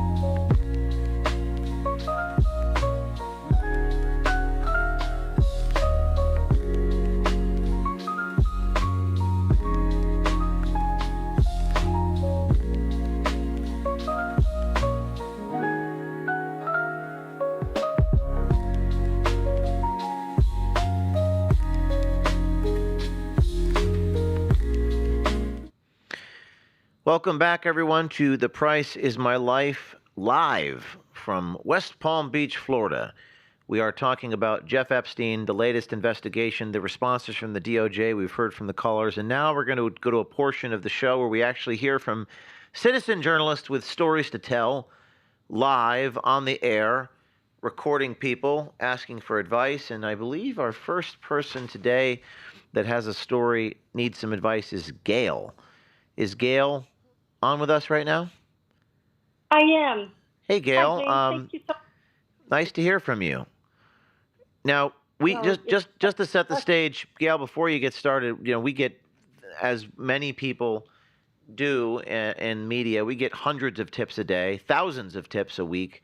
We often focus on recordings, but Gail, you're in Maricopa County, Arizona, correct? Yes. And you have possible evidence of election officials erasing ballots in the election? We do. So why don't you tell me a little bit about what you have and what you seek to do, and let me know how I can help you. Okay. Well, just having me on the air, I hope, will put pressure on getting some action. So there are two things that are going on. One is specifically to answer your question. Yes, during the Carrie Lake case, during the discovery process, what happened was that there was a records request, and it seems that perhaps the Maricopa County Recorder's Office may have inadvertently sent the wrong hard drive. And Mr. Jeff O'Donnell received this backup copy of the election hard drive database, and it showed that over 150,000 ballot images were deleted, purged, and replaced 4 days after the 2020 election. 4 days. We have this evidence, and nothing is happening with it. It was never, of course, presented to the court because we can't get anything into court, as you well know. And so we know that that is the case. And it goes back even further because... Hold on a second. Let me interject. Sure. We only have about 5 or 10 minutes, so this is going to be a lightning round. For you're live on the air in front of many people, so forgive me for being curt, but we're going to get right to it. So just if you said that someone deleted something 4 days, well, who was the band that you think deleted it? So I have no proof of the person who deleted the files, but what I do know is there is a man by the name of Brian Ramirez. He is the current database administrator in Maricopa County. Okay. We also have him on video walking into the election server room unaccompanied, which is against the law, using his supervisor's security badge because he wasn't authorized to be in there. And he proceeded to delete election database election database files. And we have the accompanying documentation with timestamps that show the security badge logs, the system logs of the data. When did he walk in there? When did he walk in there? That happened just prior to the Arizona audit. What month and year was that? That would have been in 2021. Okay. So you have a video. Have you published that video yet? Yes, that video has been published. Not only, and I just sent another link. I put it underneath your feed on X. I have published that video. I have also shown that video to our Maricopa County Sheriff, Jerry Sheridan, multiple times. And he has not done anything to follow up on this. I have sent this video to the Maricopa County Board of Supervisors, the current one, since the old board basically resigned, 3 out of 5 of them. And so the new board is aware of that. And then ironically, James, as Stephen Richards, the previous Board of Supervisors, the previous recorder, just before he left office in the lame duck period, the Board of Supervisors entered into an agreement, a shared service agreement that took the rights of the incumbent recorder to no longer be able to control the election IT department. So the current recorder couldn't fire Brian Ramirez if he wanted to. Well, I would say in terms of Brian Ramirez, have you actually tracked down where Ramirez is and spoke to him directly? I would say that no, I have not. Why not? I have tracked him down, and I've not been able to reach him. I'm going to have to be more persistent in that. Okay, so what I would suggest you do. And by the way, let me just set the stage for my audience here. That I like speaking in 30-second sound bites. So I would ask that you, because people have a very limited attention span, and we have to identify what is important. We have to get to the bottom of things right away. So what we need to do is you need to track down Ramirez. You need to get out in front of him. You need to put a microphone in his face, because he's not going to talk to you, probably. You need to have the video loaded up on an iPad, because you said that could you briefly summarize again for the people just tuning in what it is that Brian Ramirez did in Maricopa County? You mentioned it a minute ago. He walked into the election server room unaccompanied, using his supervisor security badge, and proceeded to delete election states file. And what law does that violate? You said he broke the law. What law did he break?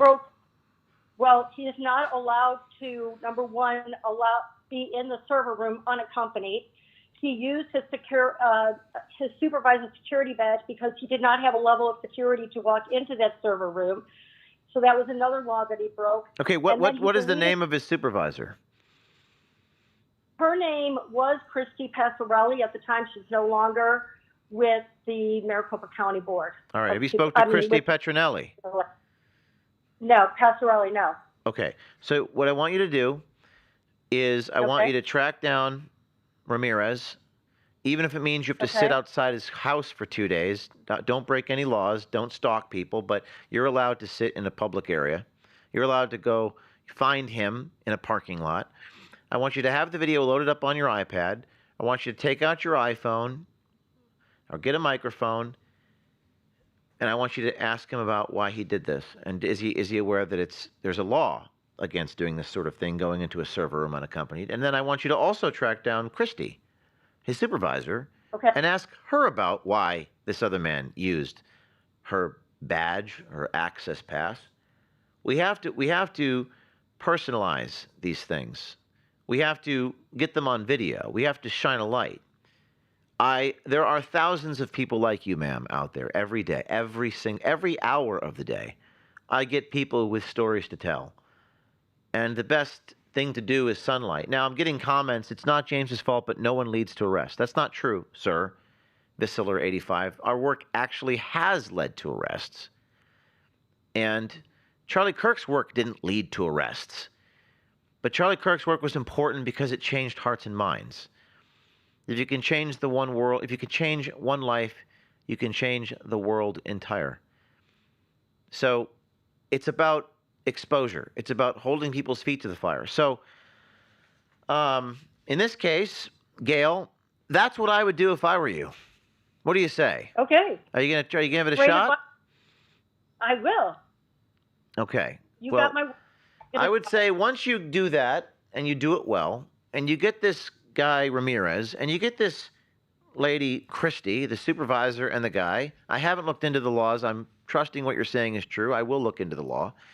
If it's a misdemeanor or some type of crime to do what they did, assuming what you're saying is true, track them down, put a camera in their face, ask them the questions, and then I will publish your video. Okay. All right? This Sounds is like not an easy thing to do. All right. It might take days, it might take weeks, it might take a month. But that's what I'll do. That's what I would do. Okay? All right. Thank you for your advice and publishing this information. It's very important. I will only publish the information if you track these individuals down and attempt to talk to them on video and get their reaction. Once you do that, now you have a story. You have the individuals who are allegedly doing these things, and you get their actual response. Once I see that response on video, I'll publish your story. Okay? That makes sense. All right. Yeah. Thank you so much for your courage and for calling in. Let's go to the next tipster. We have another one. Owen needs some advice on undercover work. This is Arizona State University philosophy professor who's exposed or is saying things that are inappropriate about Charlie Kirk's killing, saying it's justified. We also have the University of Tampa story that we're working on, and believe that individual has more comments that was recorded. So is Owen on the line? Yeah, I'm here. Thanks for talking with me today. Hey, Owen. How are you doing today? I'm great. Yeah, as you said, I'm an ASU philosophy professor, and I'm also the faculty advisor for the TPUSA Student Club. Awesome. So I'm in touch with the students. If I have a Substack I started to report on any information that the professors are using in a classroom as a chance to take a shot at Charlie Kirk or TPUSA. But there's a lot of other stuff that goes on at ASU as well in terms of just promoting the kind of a DEI, LGBTQ radical agenda. And so I think that the more professors we have who are starting to be willing to speak up and say, hey, this is enough. We need to put an end to this. So what is it that you're seeking to expose some of the bias and abuse and misconduct of what they're saying at Arizona State? Yeah, exactly. So, for example, ASU has a program called the Humanities Institute, which is kind of the central hub for promoting the study of humanities, which that includes philosophy and English and literature and history, religion. And so one of the main things, or I should say the main thing, is the top of the list for the ASU Humanities Institute is a program called Queer X Humanities, which it says in its information is to promote queer and trans research events at ASU. So this isn't something that's like on a list with a bunch of other things. It's not a counterpart where they also have an event about, let's say traditional marriage. This is one of their premier programs, and it's presented as if ASU is supporting the trans agenda.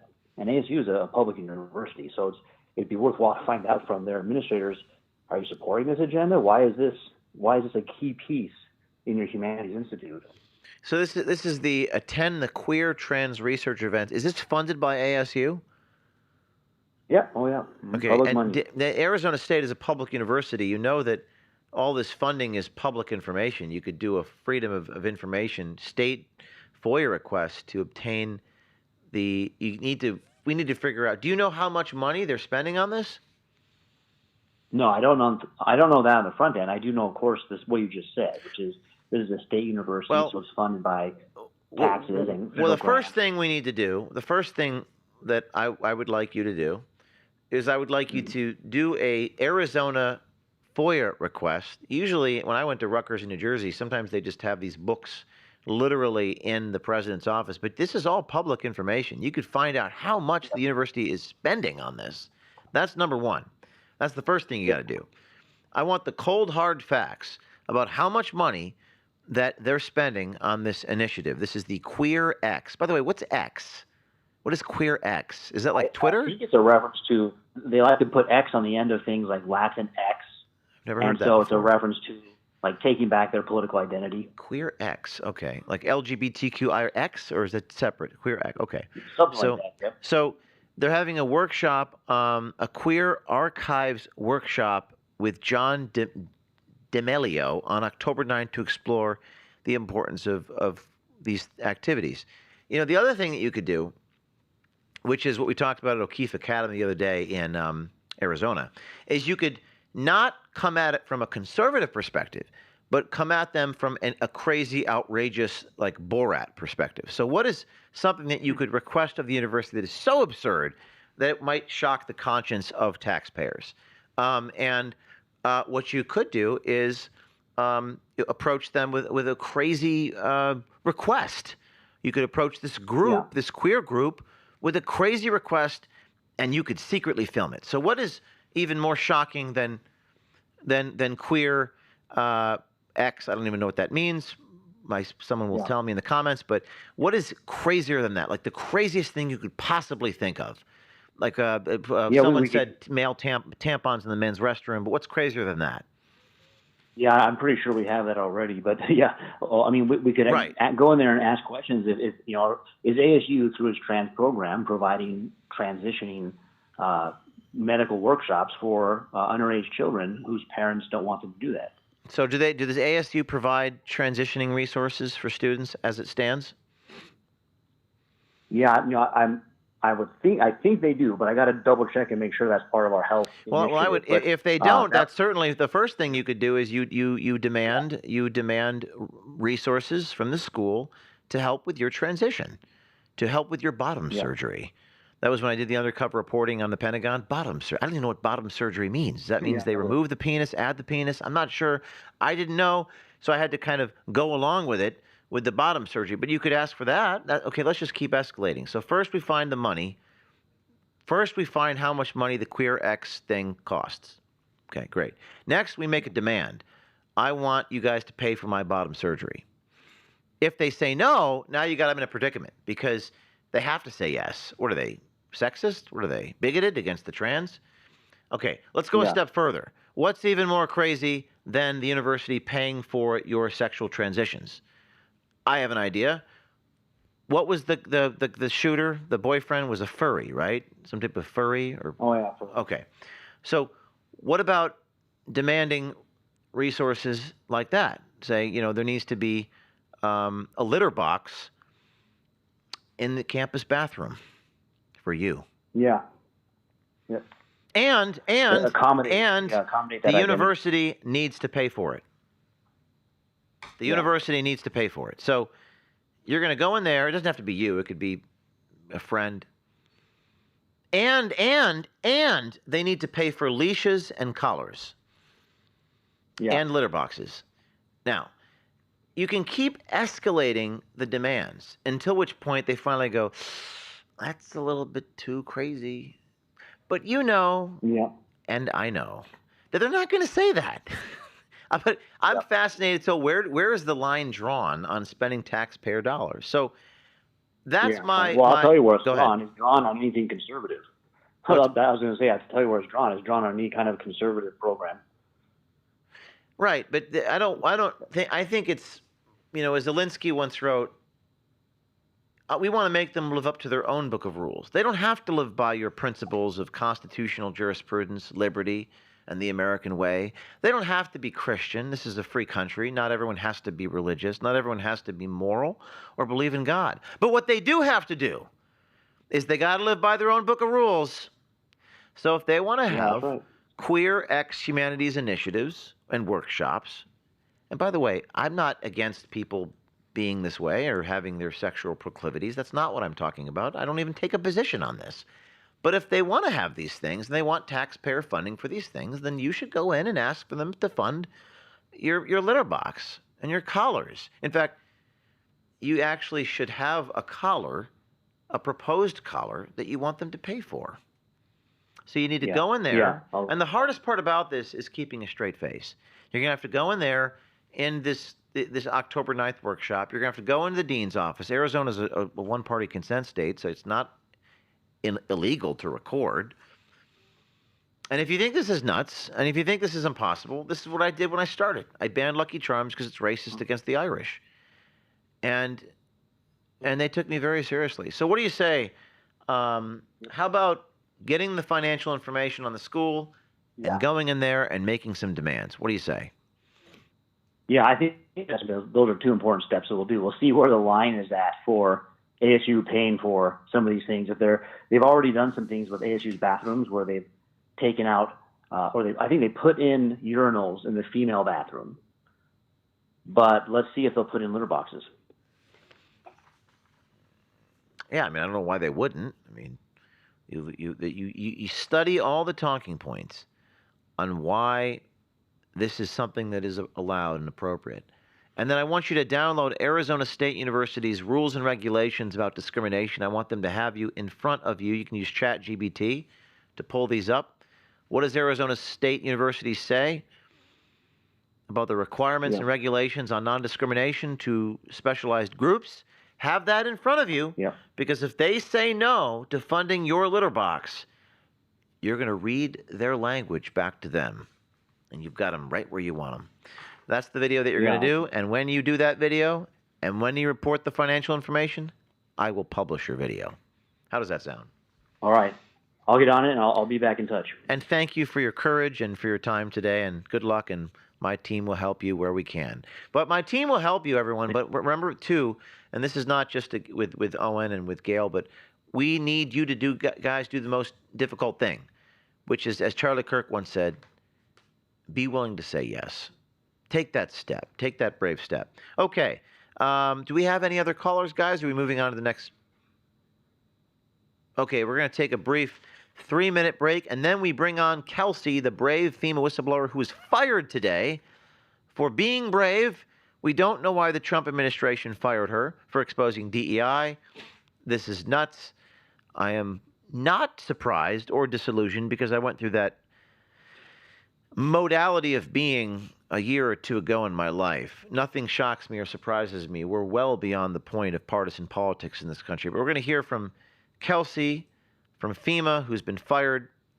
And team, if you could please load up the clip that Kelsey, people want to know what exactly she exposed in that story. We'd love to have that. And then we'll hear from Kelsey. So we'll just take a brief 3 to 4 minute break, and I'll be back with you a few minutes after 5 o'clock. This is James O'Keefe. You know me for exposing the truth and holding the powerful accountable. But today, I want to talk to you about protecting your own freedom, starting with your finances. Right now, the warning signs are everywhere. The Fed continues to print money, interest rates and inflation remain high, and everywhere you look, your hard-earned money just doesn't go as far as it used to. That's not your imagination. It's today's reality. If central banks are loading up on gold, why not you? That's why I've now partnered with American Independence Gold. They're veteran-owned, and proceeds from every sale go to Tunnel to Towers, supporting our first responders and heroes. And listen, right now, the first 50 customers get a $1,000 credit towards their account. That's right, $1,000 to help you get started protecting your wealth with real, physical gold. Don't wait for the next crisis. Go to O'KeefeMediaGold.com. That's OKEEFE MediaGold.com or 833-324-GOLD. Again, that's O'KeefeMediaGold.com or 833-324-GOLD. Take action, get the facts, and protect your future. Because freedom isn't given, it's secured. This is James O'Keefe. Don't just watch history, own a piece of it.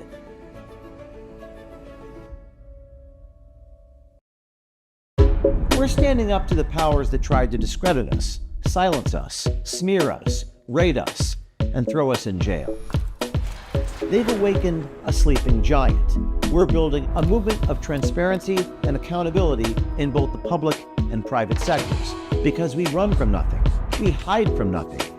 And when you join and get your full access pass, you fuel a movement for truth.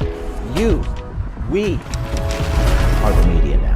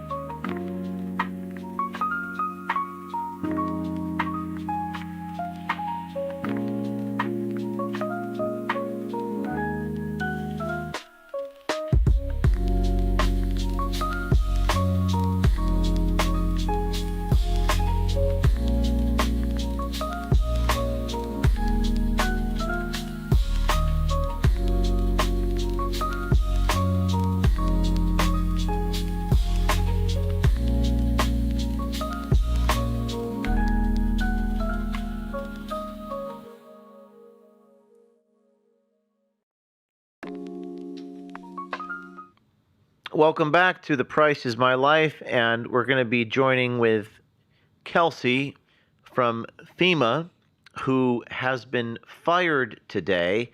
Kelsey exposed some DEI initiatives in FEMA and informed my team that she has been terminated. She blew the whistle back in October with this video, Hazard Mitigation Emergency Manager for FEMA's Region 4, and she blew the whistle bravely.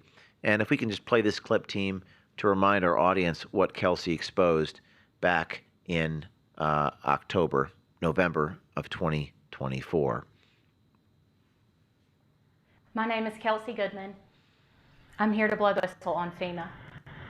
There are still people that are missing. Rivers that were existing before have now turned into lakes. There are still communities without power, without water, without access to cell phones or internet. You can go on the FEMA website. The #1 goal of FEMA is to instill equity in emergency management. It's not to save lives. It's not to create stronger communities that will weather future disasters. It's to instill equity. It almost feels like I'm being asked to give my opinion on equity to the state, and I'm not comfortable at all doing that. Right now, we ask that you do it. You tell us how you did it, and the guidance is the guidance until you get further instructions. All right, so this DEI stuff inside of FEMA, they're not able to get resources to people who need it, but they're talking about DEI. Kelsey Goodman, very brave, and we have a situation where it's beyond comprehension with the current administration, which is all about transparency. This is why they were elected. We talk about Epstein. We talk about the DOJ official. They failed to support Kelsey. I will be following up with the administration to try to get that, but I'm not a member of Congress, nor am I an elected official. I'm an outside journalist, so my powers are limited. But this is a stark reminder that we, the people, not the government, no matter who's in power, are in control. Kelsey gets fired for being brave and exposing FEMA. And Kelsey is extremely brave. Her light shines through. Kelsey's response to my colleague yesterday when we expressed how sorry we were was, suffering produces perseverance, which produces hope. All will be well. And Kelsey from FEMA joins us live on the air. Kelsey, are you there? Hey, James, I'm here. So tell us what you can about what happened and your termination. I was notified yesterday that I am officially terminated, that my actions were detrimental to FEMA and cannot be tolerated. This all came about pretty immediately after President Trump got rid of the Building Resilient Infrastructure and Communities grant program that you and I discussed, which was based on disaster funding received for racial makeup, quota, things like that. So the investigation, my conduct started almost immediately after President Trump decided he was going to get rid of that program. And President Trump decided to get rid of this program, and this led to your termination? Yes. They investigated. They spoke with me. I showed them everything you and I discussed was all public-facing information, and they believed that my conduct was unbecoming and was detrimental to the agency itself. So they decided to let me go. What about your conduct did they think was unbecoming? Releasing information outside of the agency. One example was a screenshot of the front of the FEMA public-facing website, which showed that instilling equity in emergency management was our #1 priority. That was one example they But that's gave. a public website. Yes, that's correct. So they're saying that you providing a public website was unbecoming? Any information at all. Interesting. Did you receive a letter or a correspondence from the government with your termination? I did, yes. And it's okay if the answer is no, but are you be willing sharing that with us and having us publish it? Yes, that will be fine. Kelsey, one of the things I want to do here, because I'm live in front of a lot of people, is you no longer have a job, and I can vouch for your integrity and your courage, and I think the world needs more brave people like you, and we will be honoring you at our event in Mar-a-Lago, so long as Mar-a-Lago doesn't cancel our event. I mean, I hope that doesn't happen. I don't even want to say that, but I have no idea at this point. But what is it that you want to do in your life? What do you seek to do for people listening who may have companies that want to hire you? What type of employment are you seeking? What did you do at FEMA? What do you enjoy doing?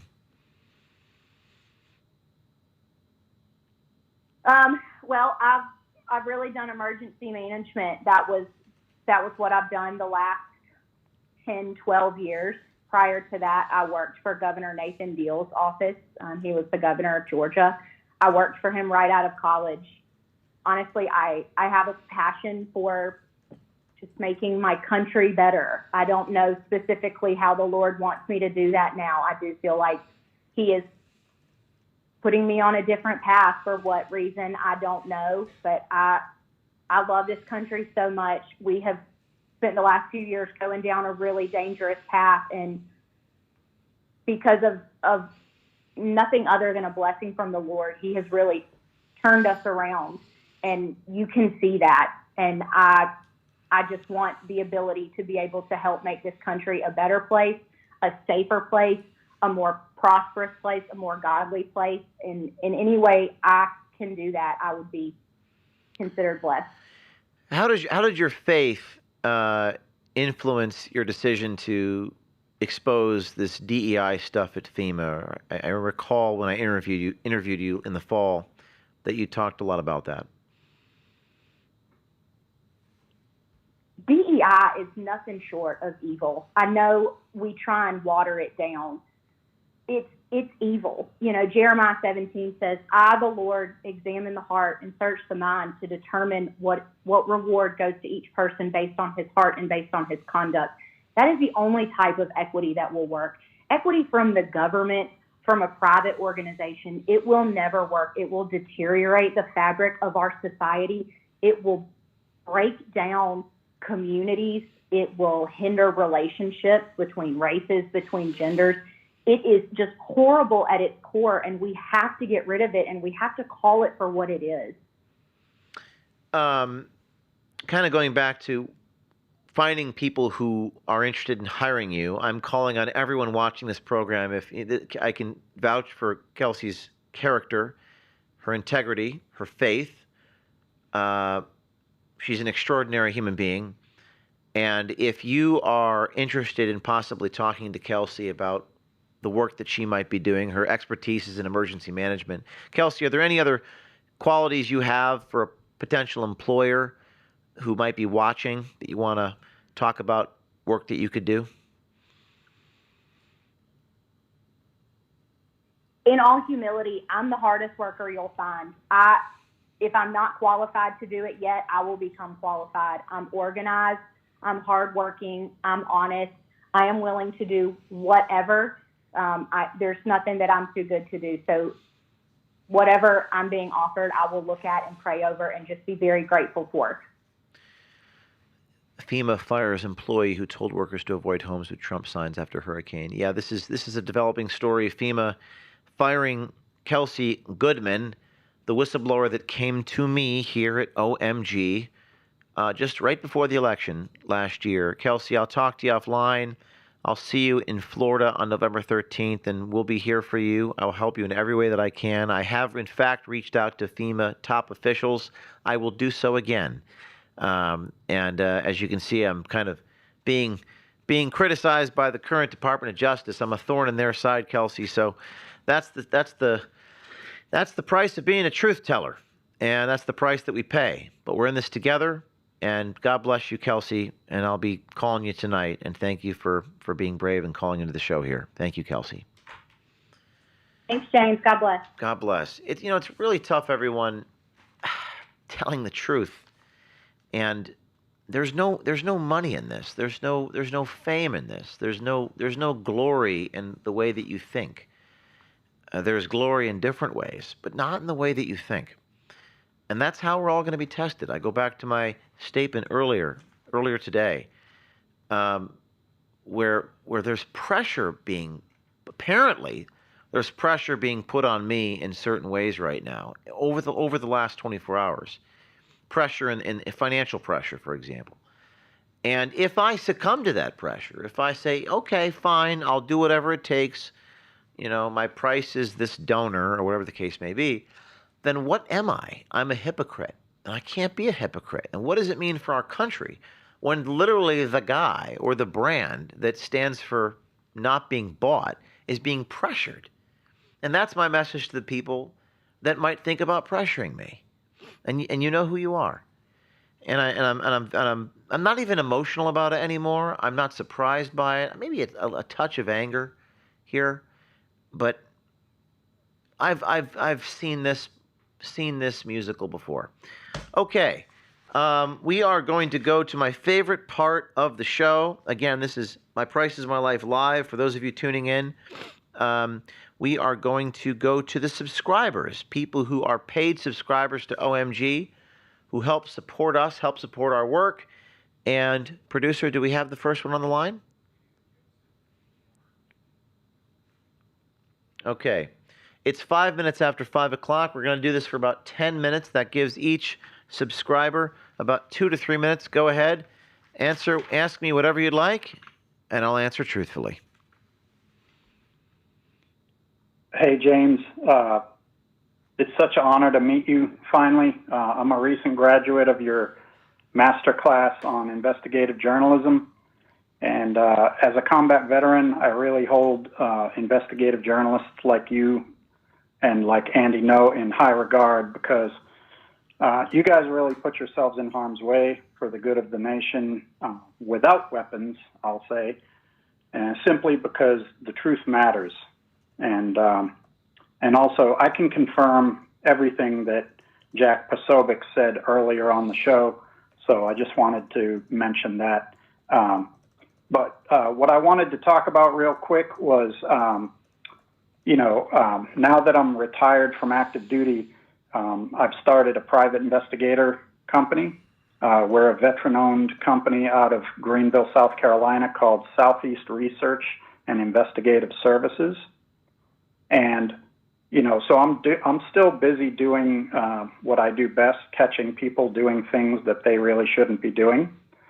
And I think private investigators everywhere should really join forces with the investigative journalists like yourself, and together we could really put a dent in the corruption in the United States.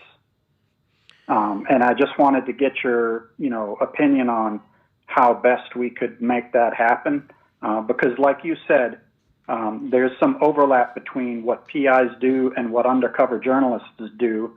And, I'm right there with you. My price is my life. So when I see someone committing fraud or, abusing a child or, doing other things that are illegal, I feel duty-bound to expose it. So I just wanted to get your take on that. Well, I think it's see how we could team. My take is it's a great idea, and private investigators doing journalism. But the difference in a private investigator and a journalist is the journalist does it in the public interest, and the PI does it on behalf of a client. So, kind of to go back to you, how do we do it? Because I think that there's no money in investigative journalism. I mean, not really. The price, the cost of it goes up the more time you spend on it on behalf of the public interest. If the story, when you're pursuing a story here, we don't really choose the stories choose us. But in the PI world, the client comes to you and tells you what they want. So I just want, maybe, what's your reaction to what I just said? Because that's my reaction to what you said. Now I want to hear your feedback on what I'm saying to you. Well, yeah, no, I totally understand. And we do work for either clients or the attorneys of the clients. But, I mean, from my perspective, yeah, there is money exchanged. And, in order to be legal, a private investigator has to do everything via contract, and that way it's nothing shady going on. But I just feel like there's so much fraud and corruption that we expose as private investigators. There's probably some way that we could help investigative journalists or team up in some way, even if it's unofficially. Because I can write and publish things just as well as any private investigator.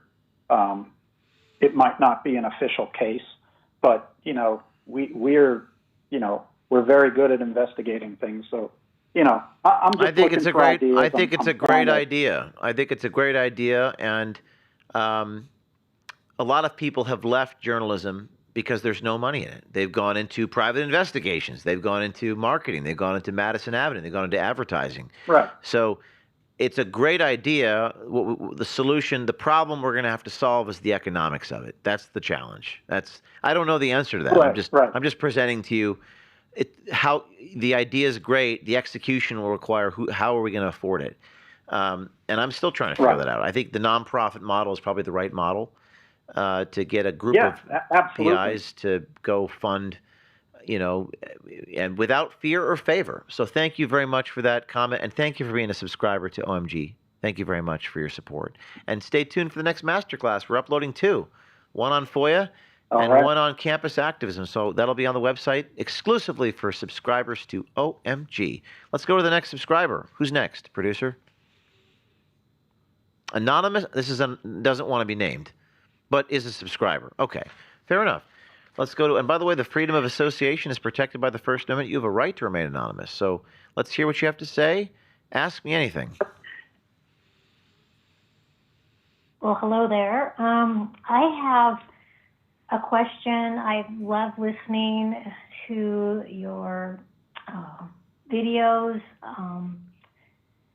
My question has to do with, now that the cat is out of the bag about vaccines and autism and Tylenol, with Tylenol supposedly being the source of autism, I think most people have figured out that that's just a way for the pharmaceutical companies to save face. And Trump actually said that he was going to get rid of the mercury and the aluminum, which is truly probably one of the sources of autism.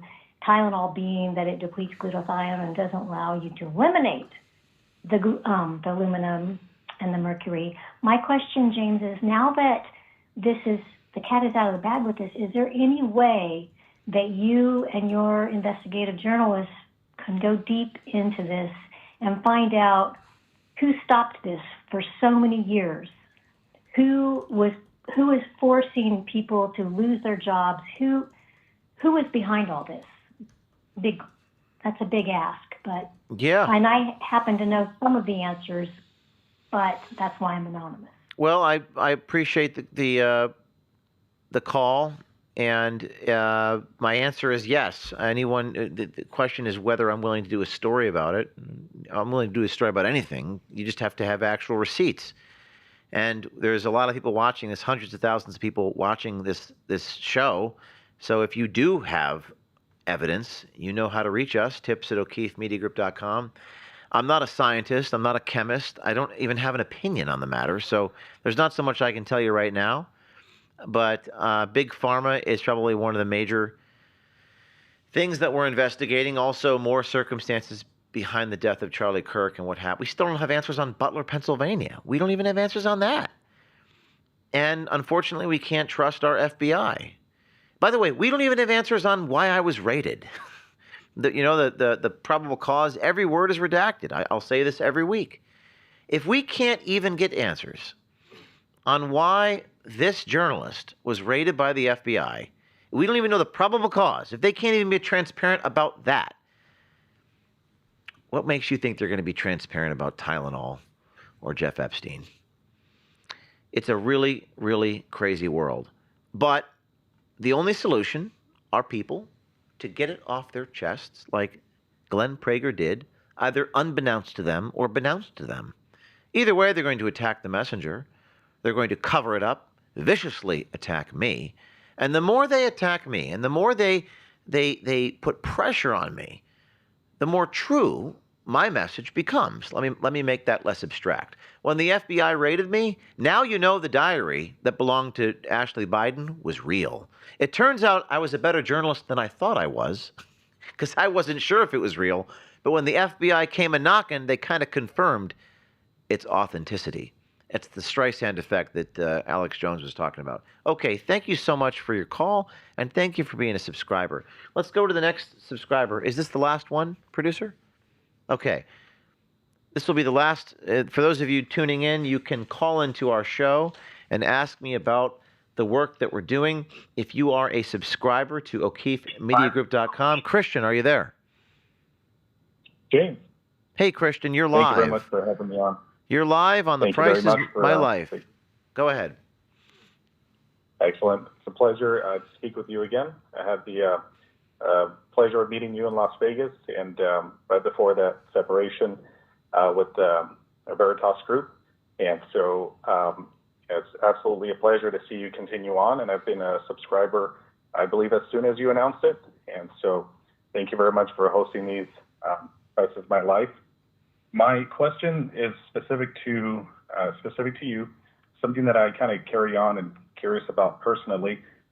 Being a patriot here in the U.S., how has your experience been the last few months where possibly you were being welcomed with open arms in the White House compared to now in light of the Epstein stories that, thanks to you, we're finding out is just a massive, massive problem. How's your experience been now? Are you seeing more friction? Are officials more hesitant to speak with you? And I know you touched on it lightly about pressure. Is it in regards to these stories being published that are super important? We've heard some accounts over the last 24 hours that some phone calls have been made, and we're trying to corroborate these phone calls, and we're trying to ascertain what really happened before I go public with any pressure or undue influence. But there does appear to be some type of campaign last night to, let's just say, a pressure campaign of some kind. I'll just put it at that. And I'm aware of this pressure campaign against myself personally. Now, your question is kind of more foundationally, well, I was welcomed by the White House in open arms. I mean, Trump literally hugged me at the Mar-a-Lago. I know him. I've met his family. I generally support him. And I support the idea of transparency in government. I support the idea of equality before the law. I support a Department of Justice that is about justice, and I support accountability. Those are the things I support. As far as me being welcomed by the administration, I'm suing the Department of Justice because they haven't unredacted my FBI. My warrant, my search warrant. So I'm not an individual who's embraced, or I don't have a working relationship with the people who are governing. And I'm very disillusioned. I've been so for a very long time about Washington, D.C. I find that people in government are there for the wrong reasons. They're there for the pursuit of power or glory or fame. They spend most of their time on television. They're supposed to spend most of their time, just focusing on their image rather than doing the right thing. And that's just the way that it is. But you saw Kelsey Goodman get fired from FEMA today. Why is she being fired from FEMA? She should be being promoted from within FEMA. She should be the FEMA director. It's mind-boggling to me. And the part of the reason it's mind-boggling to me is because I'm not a political person. I'm an investigative person. I'm an artistic person. I tell stories for a living. I tell the truth for a living. So I don't understand the world that lives it's not a world of angels, but it's a world of angles where men talk about moral principles but really act on power principles. So I don't expect these people like me. I do expect that they fear me and respect me and do the right thing, not because it's the right thing to do, but because they're forced to, because they might be afraid that there's a camera that's going to record their every move. So I'm not sure the dynamics there. But I'll tell you, Just stay tuned, because there is more coming. And more people like Glenn Prager are going to try to get the truth off their back. Glenn Prager texting me, quote, "Printing any story related to my opinion is misleading and or is completely inaccurate. To make it clear, I was not involved in any way, and any opinions are based on public information." They literally say the opposite of what is true publicly. We have to bridge the gap between what people are saying publicly and doing publicly, and what they're saying and doing privately. That's the legacy of Charles Kirk. That's why everyone loves him. That's why it feels like someone in your family got shot. Because you look at a man like that, who was great, but he was great because he was also good. And you emulate that, and he's the one who gets crucified. It's always the good ones who die young. Only the good die young. Now I know what the meaning of the Billy Joel song actually represents, by the way. It took me 41 years to figure that part out. It's always the good ones that die. So Charlie Kirk saying, why don't people do it? Why don't people go on offense? When we hear on offense, he really means, why don't people just tell the truth? Look what happens to them. FBI raids, Steve Bannon in prison, President Trump, what was it, 600 lawsuits or something like that?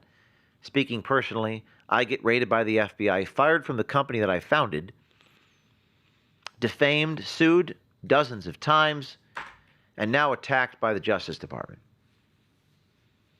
So we got to stick together. We need you. We need you to be a whistleblower. We need you to tell the truth and do the right thing. The truth has a price, and my price is my life. Every story we expose carries an enormous amount of risk, but that's the cost of freedom. The corrupt count on silence. They count on your willingness to stand down. And we answer that with courage. We stand by our reporting, to quote Ben Bradley at the Washington Post in the 1970s when he was under attack. Don't just watch history happen. Document it, share it, live it. Because when the truth is hidden, liberty dies. And if you want to subscribe to OMG and ask me any question on our next show, you can do that. O'KeefeMediaGroup.com. Become a subscriber. And I'm reminding you, again, the price is high, but the mission is worth absolutely everything. I have a clear conscience.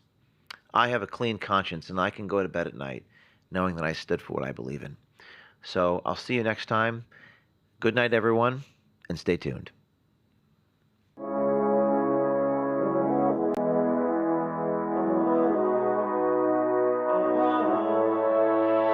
This morning, when I woke, I couldn't stop hearing teardrops on my ceiling, falling from the eyes of the beautiful angel I had slaughtered. Hold me, ignoring what you told me, only for a moment.